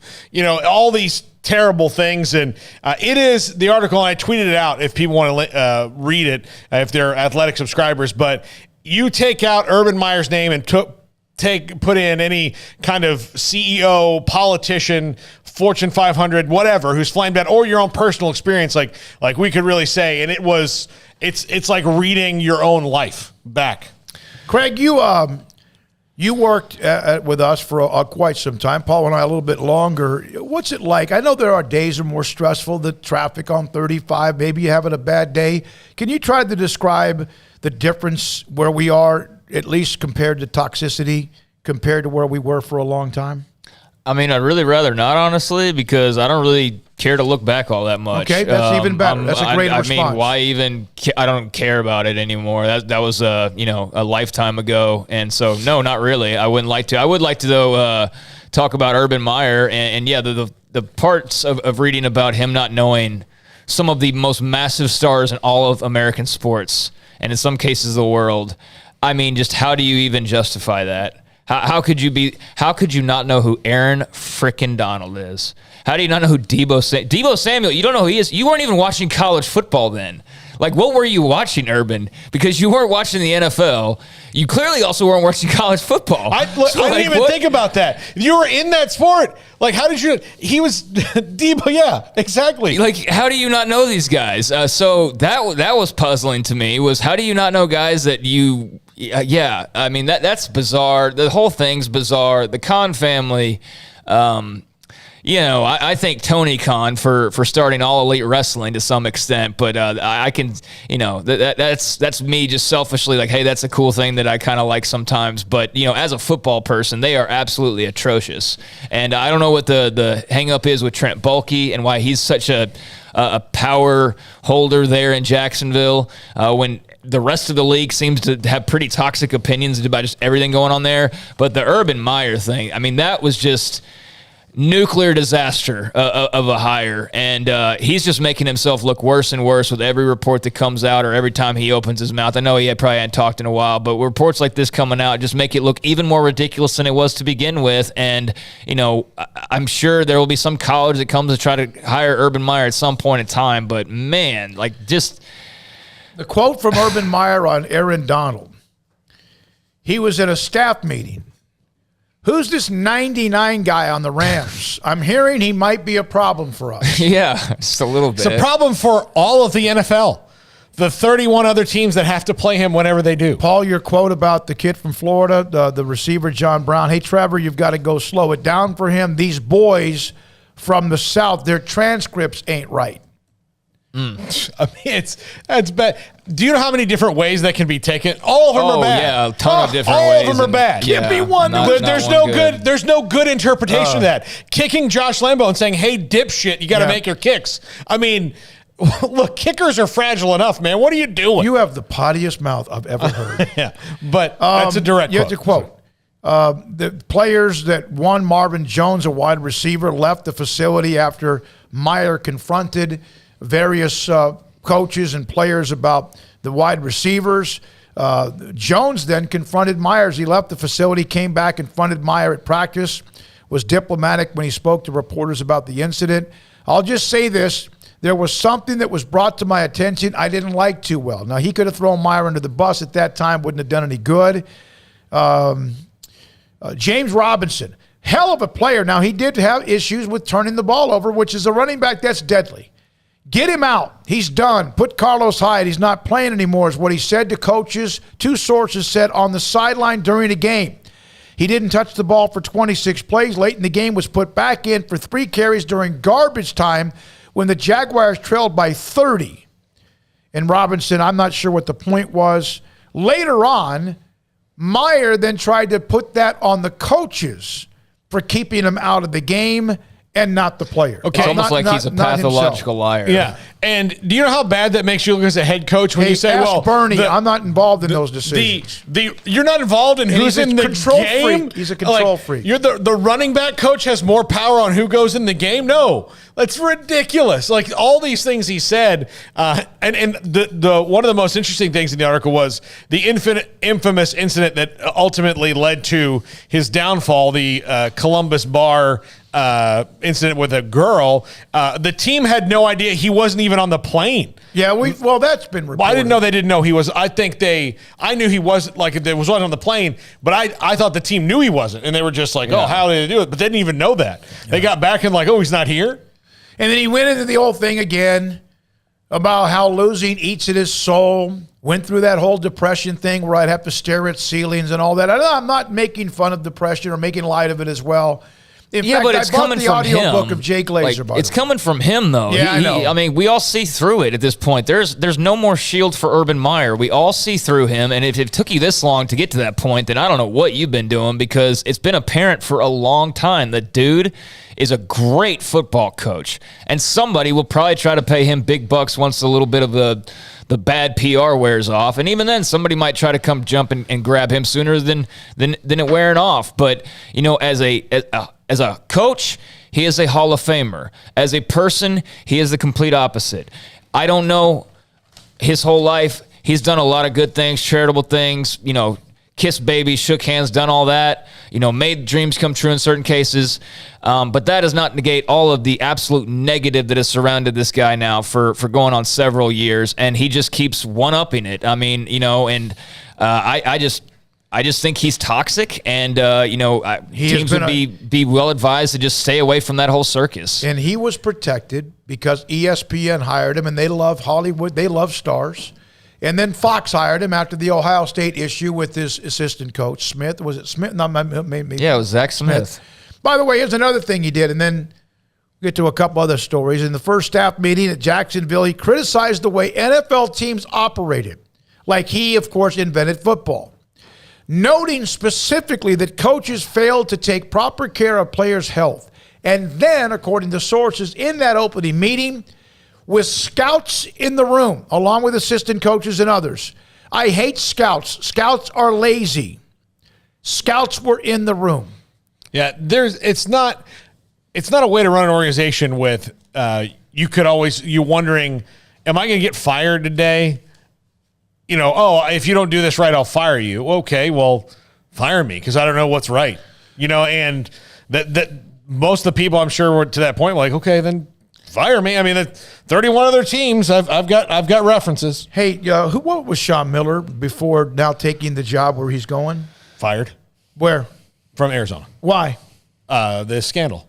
He's already got another job. Yeah. And back where he was at Xavier. Yep. And look, it's probably a great hire for Xavier. Yeah, it is. No, he's going to win. He's going to win. Here's another note. Yeah, he's going to win. Did you hear what Rex Chapman said about Pete Gillen? Longtime Hall of Fame coach. Yeah. Did you guys hear this? Yeah. Paul? Rex Chapman on CBS Studio. I saw him, yes. You hear what he said about Pete Gillen? No. Oh, that he was dead. Yeah, he told a story about Pete Gillen and then said R.I.P. Now listen, there are times I maybe don't know who's still around or not, but you don't say it if you don't know for sure. He mentioned that Pete Gillen, R.I.P., Pete Gillen's alive and well. Still working at CBS. Huh? Still works at CBS, the place that Rex Chapman was. So that was a little bit of a mistake. Yeah. I really wonder how you feel if like people like calling you Pete, are you dead? Yeah, he's a former coach, basketball coach forever. All right, here, let me call Hellman. He got delayed. Let me see if I can get him. He's got some flight delays problems. Hold on. We can. It's 5:43. You tell me what you want to do. All right, let me know. Let's get him tomorrow. Okay, we'll just do it tomorrow. Now, Craig, I brought this up in a break and mentioned this to you guys as well. Army football players hospitalized in Florida. Apparently, one. Among what they said, many others hospitalized in Florida, several West Point cadets overdosed on fentanyl-laced cocaine at an Airbnb party house. it was originally reported that 6 players from the football team, but reports now 2 players involved by the South Florida Sun-Sentinel. West Point official told 2 players involved were football players, 1 hospitalized. Fire officials say 2 patients were critically ill on ventilators. The rest were in stable or good condition. And this was at a party, and obviously they thought they were just doing straight cocaine, which is not good for you, but apparently this was laced with fentanyl. Yeah, like a lot of other things are nowadays, which is why you're seeing so many deaths. Fentanyl is talked about, but probably not nearly as much as it should be. Like, we talk about China and Russia and all these other, existential problems that are facing us. We never look inside. We never do look inside. Like, they'll mention fentanyl after somebody passes away. Oh, yeah, we're working on it. But, I mean, dude, does anybody have any trust that there's really anything being done about it? No, because I just seen more and more people die. But it is a crisis that is facing us, and I don't think that that's overstated by any means. There's a lot of people just going and doing things that 20 years ago, you take the risk of doing cocaine. Yeah, there's a risk that you can overdose. But nowadays, with pills, with coke, with anything really that fentanyl can be put into, that one snort, that one swallow, that could be the end of your life. And I know that was kind of the way it was before with some of these drugs, but even more so now is my point, because you really do not know where it's coming from and what is in it. And that's the scary part. And, when I was growing up, definitely had my fun and know a lot of people who did as well. Never had to worry about, like, man, if I take this, it might have fentanyl in it. Like, I mean, that, you knew what risks you were taking if you experimented with certain stuff, some more so than others. But I'm just really thankful that I didn't grow up in that era where if you just happened to borrow a Vicodin from your friend or something like that, turns out he got it from some guy from the street. It's not prescription, and boom, you're dead. You keel over from an overdose. I mean, that's scary, scary stuff. So, for young people out there, I know they're going to continue experiment. It's just part of life. But man, I would really hope that you just find your kicks other ways. Find your kicks other ways than some random questionable pill that you got from a guy, even if you know him well. You don't know where those pills are coming from, and or that coke or that heroin or that whatever. It's a dangerous time, more so than ever, to be dabbling with that type of stuff. Like, I can tell you, the words have never been spoken. Man, my life really took an upswing when I started doing cocaine. Yeah, exactly. I mean, never been spoken. Yeah. I mean, like, I had tons of friends, and I had That's too not many. a bucket list? No. Look, look, there's a whole look. It's dirty enough without the fentanyl in it. Like, I mean, if you know what all that's made of, it's just cleaning chemicals and junk like that. Look, watch one behind the music and be like, I don't know if I want to do that. Yeah.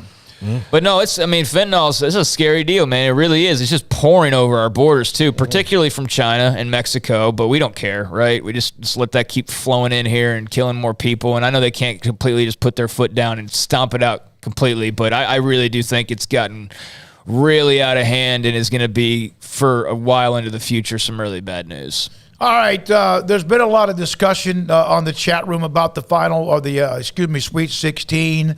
A lot about Urban Meyer now after that story we shared with you as well. Steven Snook's guys look a little ominous outside the studios. Yeah, it's a little bit dicey. I just walked outside like 30 minutes ago, or maybe a little less than that. But anyways, the wind's definitely picking up. It's like got that weird, it's cold, but it's warm. The conditions to make a tornado, cold and warm coming together. It definitely feels like that right now. Not too worried about it, but it's got the conditions. We'll say that for some spooky weather. Which conference, in your opinion, and we have Paul's top 5 around the corner. The Big 12 was 3-3. They got 3, but they have the 3 losses. All 3 losses, again, were scratch and claw. Some teams played better than others, but they all down to the wire. The SEC has Arkansas left. The Big 10 has Michigan and Purdue. They had 9 teams make it, right? Mm-hmm. Which Pac-12 has 2 out of 3 with UCLA and Arizona. Both top 4 seeds, one of 1 and 1 of 4. Which ACC was thought of as this year as, and yet they have Duke, Miami, and North Carolina. Yeah. Which one's had the worst tournament? I think the Big Ten. Yeah. I think the Big Ten has.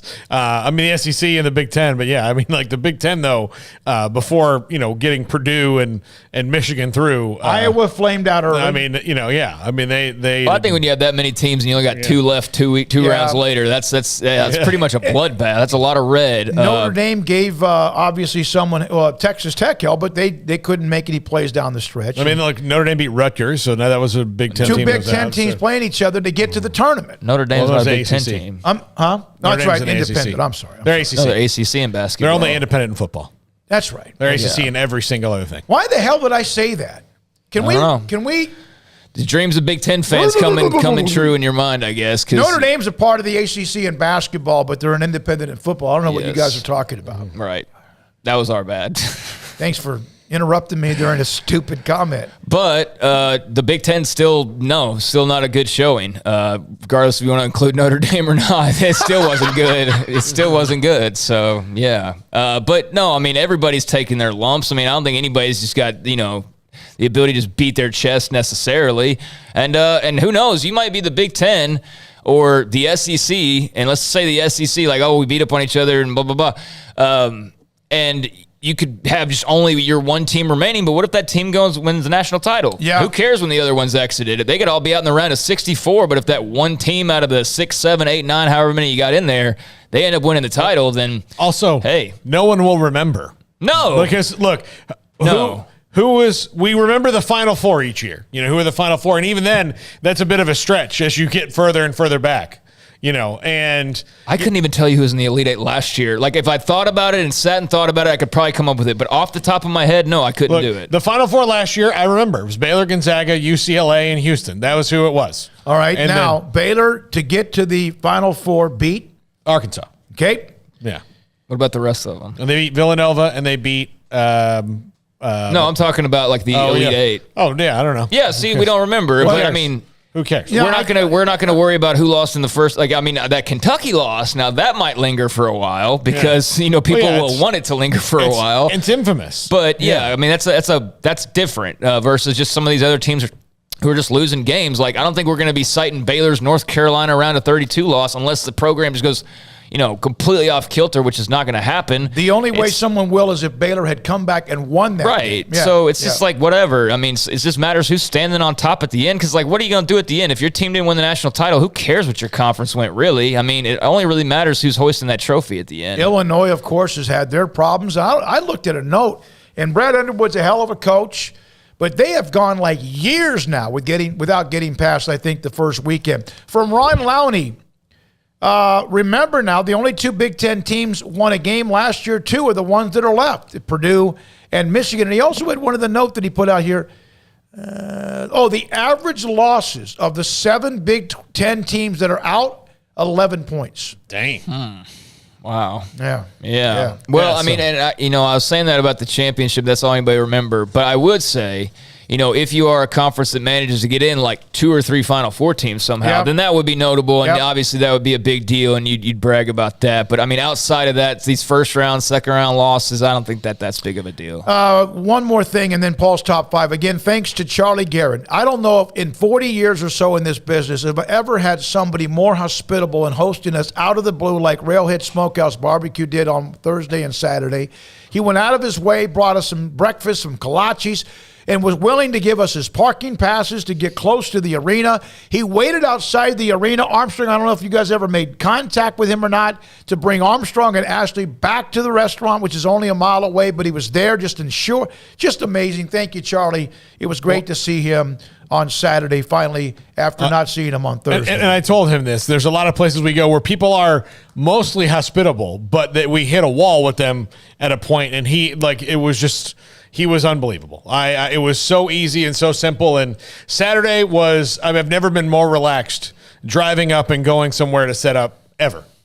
Not worried at all. From the 440, coming from someone who lived through the largest outbreak of tornadoes in the United States up here in the Northeast Ohio. Stay safe to everyone watching and running the show today. Yeah, we have a lot of people here, as we mentioned earlier, full throttle with Jack, Armstrong, Emery, Faith. Paul, Craig, and then also with me, and we had TL from ESPN Plus. And I think, does Jack still have his head earbuds in? No, I think he can hear us. I said this, he doesn't listen to me ever, but unbelievable run from him to get the articles up and the video up from what was a barrage of a lot of things with both men and women's basketball back and forth throughout the weekend. Now, when we come back, Paul Catalina's Top 5 to close out this Monday, show number 499, Sikkim 365 Radio, 365 Sports. At Ideal MRI, we feel blessed to be a part of the Waco community. We're a small family business right here in Central Texas, and our goal is to bring down the cost of healthcare while maintaining high quality. At times like this, the cost of healthcare has never been more important, and unfortunately, significant illnesses and injuries still occur. That's why Ideal MRI is open and here to serve you through the difficult time. We offer premium MRIs just like a hospital with state-of-the-art technology and specialists, but you'll pay less. Sometimes thousands of dollars less, whether you're using insurance or not. At Ideal MRI, we accept most insurance and there are no hidden costs. Even offering financing if that's needed, everything included in the price, and you'll not get something as a surprise in the mail later on. If you need an MRI, ask your doctor about Ideal MRI. They'll know. You can schedule an appointment safely from home online in minutes at idealmri.com or give us a call, 833-IDEAL-MRI, idealmri.com.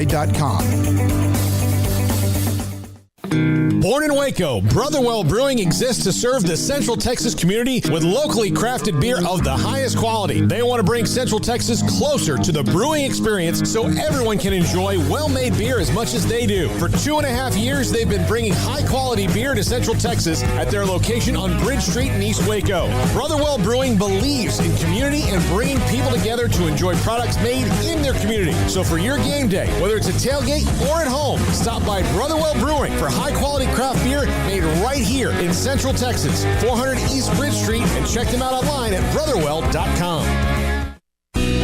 Let Camille Johnson Realtors guide you seamlessly through the process of buying your dream home or selling your current one. Commercial, farm and ranch, or residential, Camille Johnson Realtors can smoothly and successfully lead you through any transaction. With a team of 28 experienced agents who are excited about serving you, Camille Johnson Realtors services the entire greater Waco area. If you're in the market to buy or sell, contact Camille Johnson Realtors, 104 Midway Center in Woodway, or find them online at www.camillejohnson.com. Camille Johnson Realtors, elegant, charming, warm. Welcome home.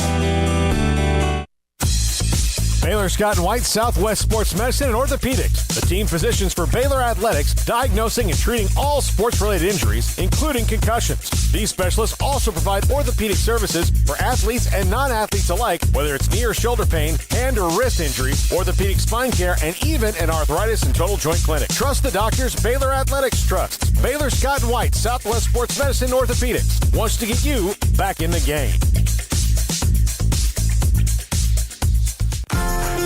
Automatic Chef Canteen is a full-service micro-market vending and office coffee provider with state-of-the-art vending equipment, a wide variety of products, and offering custom-fitted micro-market vending office coffee solutions for your employee break room.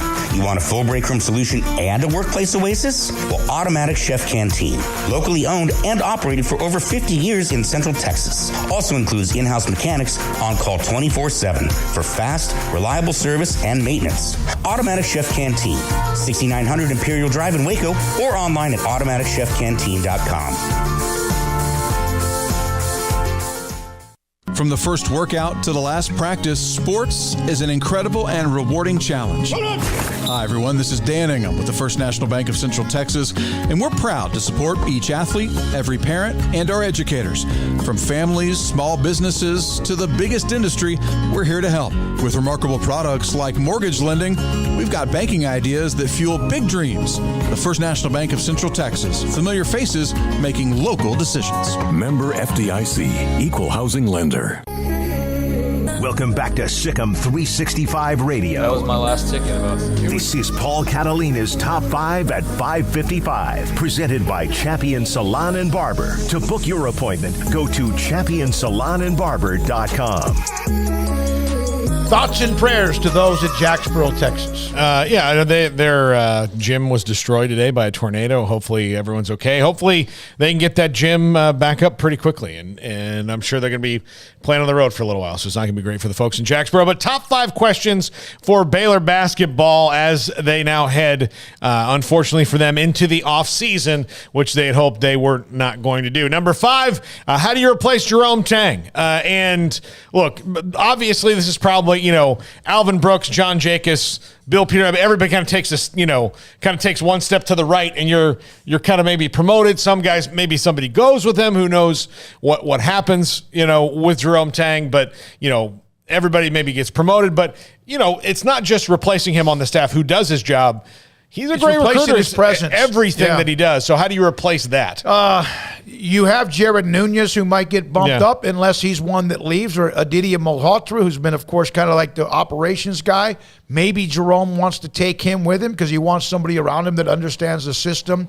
And then there's somebody else that might be coaching elsewhere, or a former player that Scott might have on his radar as well. Yeah, I mean, who does Jerome attempt to take, if anybody? I mean, that's the question. I mean, you want Alvin Brooks with him? I mean, who goes? That's the question. Is it lower level, like when Joey McGuire left, where he takes a bunch of GAs with him? That's a legit question, and until we know for sure who's coming and going, it's kind of hard to sort of peg the staff. But I have no doubts. I mean, we just rattled off all these guys who are head coaches now in college basketball. There's like 4 or 5 of them that have all come from the Scott Drew tree. So, Jerome Tang's just going to be another healthy, strong branch, hopefully, and we'll see how much that even splinters off. But I have no doubts about Scott Drew being able to, uphold this staff, and they've got a lot of great young minds that have been around for years now that, are probably ready for bigger opportunities. And that's probably one of the things that makes Jerome Tang feel comfortable enough to leave, and they wanted to accomplish something. He and Scott, they did it last year, and then it gave him the ability to be choosy, like Scott said in the press conference. When he said that, I said, yeah, there's a good one he's going to get, and Kansas State's a fantastic job. Had he left 2 years ago, not a part of that national championship, he could always be a part of that. And I'm happy as I could possibly be for him. Number 4, when will everyone be healthy? And this is more of a question. This is probably some lingering injuries and things. Look, Adam Flagler's got some stuff that's probably hanging around. The biggest one is Jonathan Chamwa-Chachua. When are you going to get him back? If at all. If at all, because that's a really severe injury. I'm not betting against Everyday John for anything. They'd have to saw that leg off before. What a great story that will be. Before he wouldn't be able to play. So, but that's going to be a big thing. When can you get healthy? When can you kind of get everybody back in rhythm? Because some of those injuries are late in the season. And if LJ Cryer, whether he comes back or plays somewhere else, which is part of that smoke, will he be in his foot healthy? Is there going to be surgery, whatever it might be, or is he just going to be moving on? That was the frustrating part about this year, was just they were so disjointed. You never knew who was playing on what night or who's available and who's not.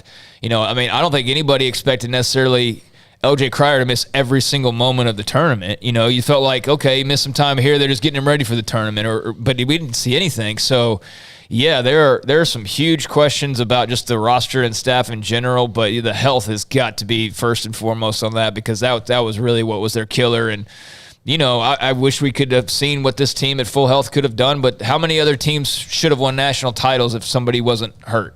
There's dozens of them. So that's just part of the deal. Last year they were blessed with health. This year not so much, but yeah, it would be great to see a healthy roster next season. Yeah, absolutely. Number 3, when will the incoming freshmen, how much can you get from them? The Keontae George, which I think they expect a lot from Keontae George. Oh, my goodness. Yeah, just talking to coaches, he's signed, so he's a done deal. But, yeah, this guy, 6'5", a guard who can score. Now, again, you have your system, but this guy can put it up. And that's why the concerns about who's back or not, it is offset a little bit, you would think, because this kid is elite. Yeah, Dylan Hunter, I said RJ Hunter. Yeah, he's the kid. Dylan Hunter, but I mean, and maybe look, Dylan Hunter might be developmental. We'll see. But, Keontae George, I know they expect a lot from him, but again, he has to do it once he gets here. So, and I think he will, but that's something you have to wonder about it and kind of guard against, just in case he's not ready. You never know. I mean, it's a big jump from high school to college. Well, they're also bringing a 5-star center in Joshua Ojianwuna, and you mentioned Dylan Hunter as well, who's a 4-star guy. So among others, so they're going to have some incoming guys with a lot of talent, but they haven't been one to really rely a lot on young players necessarily, like true freshmen to come in here and make an impact, because they've been very senior laden and very veteran laden over the last little stretch run. So that will be. I mean, again, until we know what this roster looks like, it's hard to peg, who's going to play what or who's going to do what. I mean, I feel very confident Keontae George is going to see a ton of time next year. But, if James Akinjo comes back or what have you, then, that changes things, obviously. Yeah, absolutely. And that gets to our last two questions. The first one is, who can you get in the portal? Because they're going to get somebody in the portal. They are. Why would you not? It's there. You go shopping at the basketball store, you can get somebody in the portal. There'll be people who want to come, there. And granted, there's obviously some attrition there with the portal, but they're going to get somebody. But we don't know who that is. They might lose somebody. They might gain somebody. Yeah. It's the portal is the law of the dry cleaner. Sometimes you lose something. Sometimes you get something.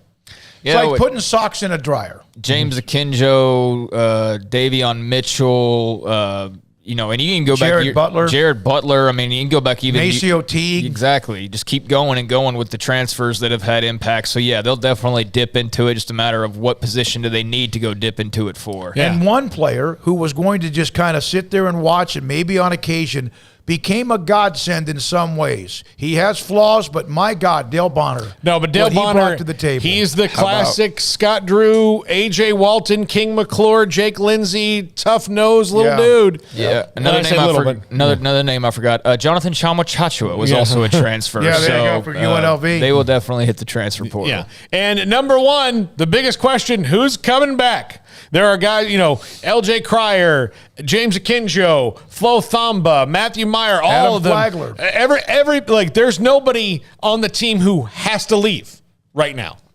that are out of eligibility. So they've got tons of guys that have eligibility left.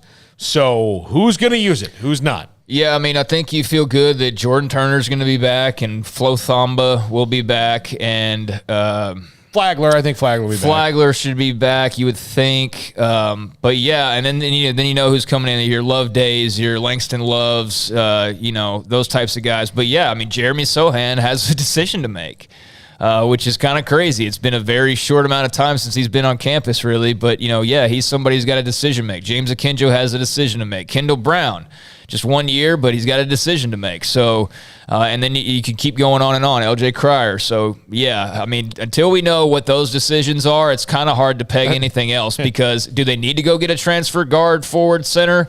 It all depends on who decides to go to the NBA, and it could be 5-6 guys. It could be 1 or 2, and I hope it's 1 or 2, but until we know for sure, going to be waiting eagerly on these announcements. Yeah, if we knew everybody, if the NBA wasn't an option for anybody, if it was just like, well, these are good players, but they're not NBA guys, then we could be like, look, they'll get somebody in the transfer portal, but you kind of know who their starters are next year. This team's got a lot of people with a lot of options right now. So there you go. Tomorrow, great stuff, Paul. Thank you very much. Tomorrow, I believe Baylor Director of Athletics, Mac Rhodes, that should be interesting. Plus, we'll have a couple more riders of teams in the Sweet 16. We were fully loaded today with Faith in Studio, Emery, Jack, and Armstrong. We even had T.L. Fiedler from ESPN Plus here in that series, the episode. One more to go when it comes to our time. Paul, Catalina, and Craig Smoak, our sponsors. Oh, yeah. By the way, LSU made a hire as their basketball coach. Kid from Murray State, McMahon. You mentioned it, yeah. They hired Murray State's Matt McMahon, so that came out probably an hour or so ago. Forgot to mention it. Well, that. Despite all of the issues, they landed a good basketball coach. 7-year deal. He's no dummy. Thanks to, and good luck to Jerome Tang. It's that Matt Rule deal. Everybody, thank you for your time. Tomorrow we come back with number 500, Sikkim 365 Radio, 365 Sports.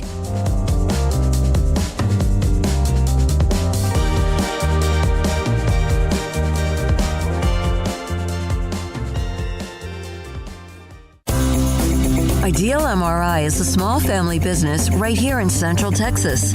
We're open to support you while lowering the cost of healthcare bills.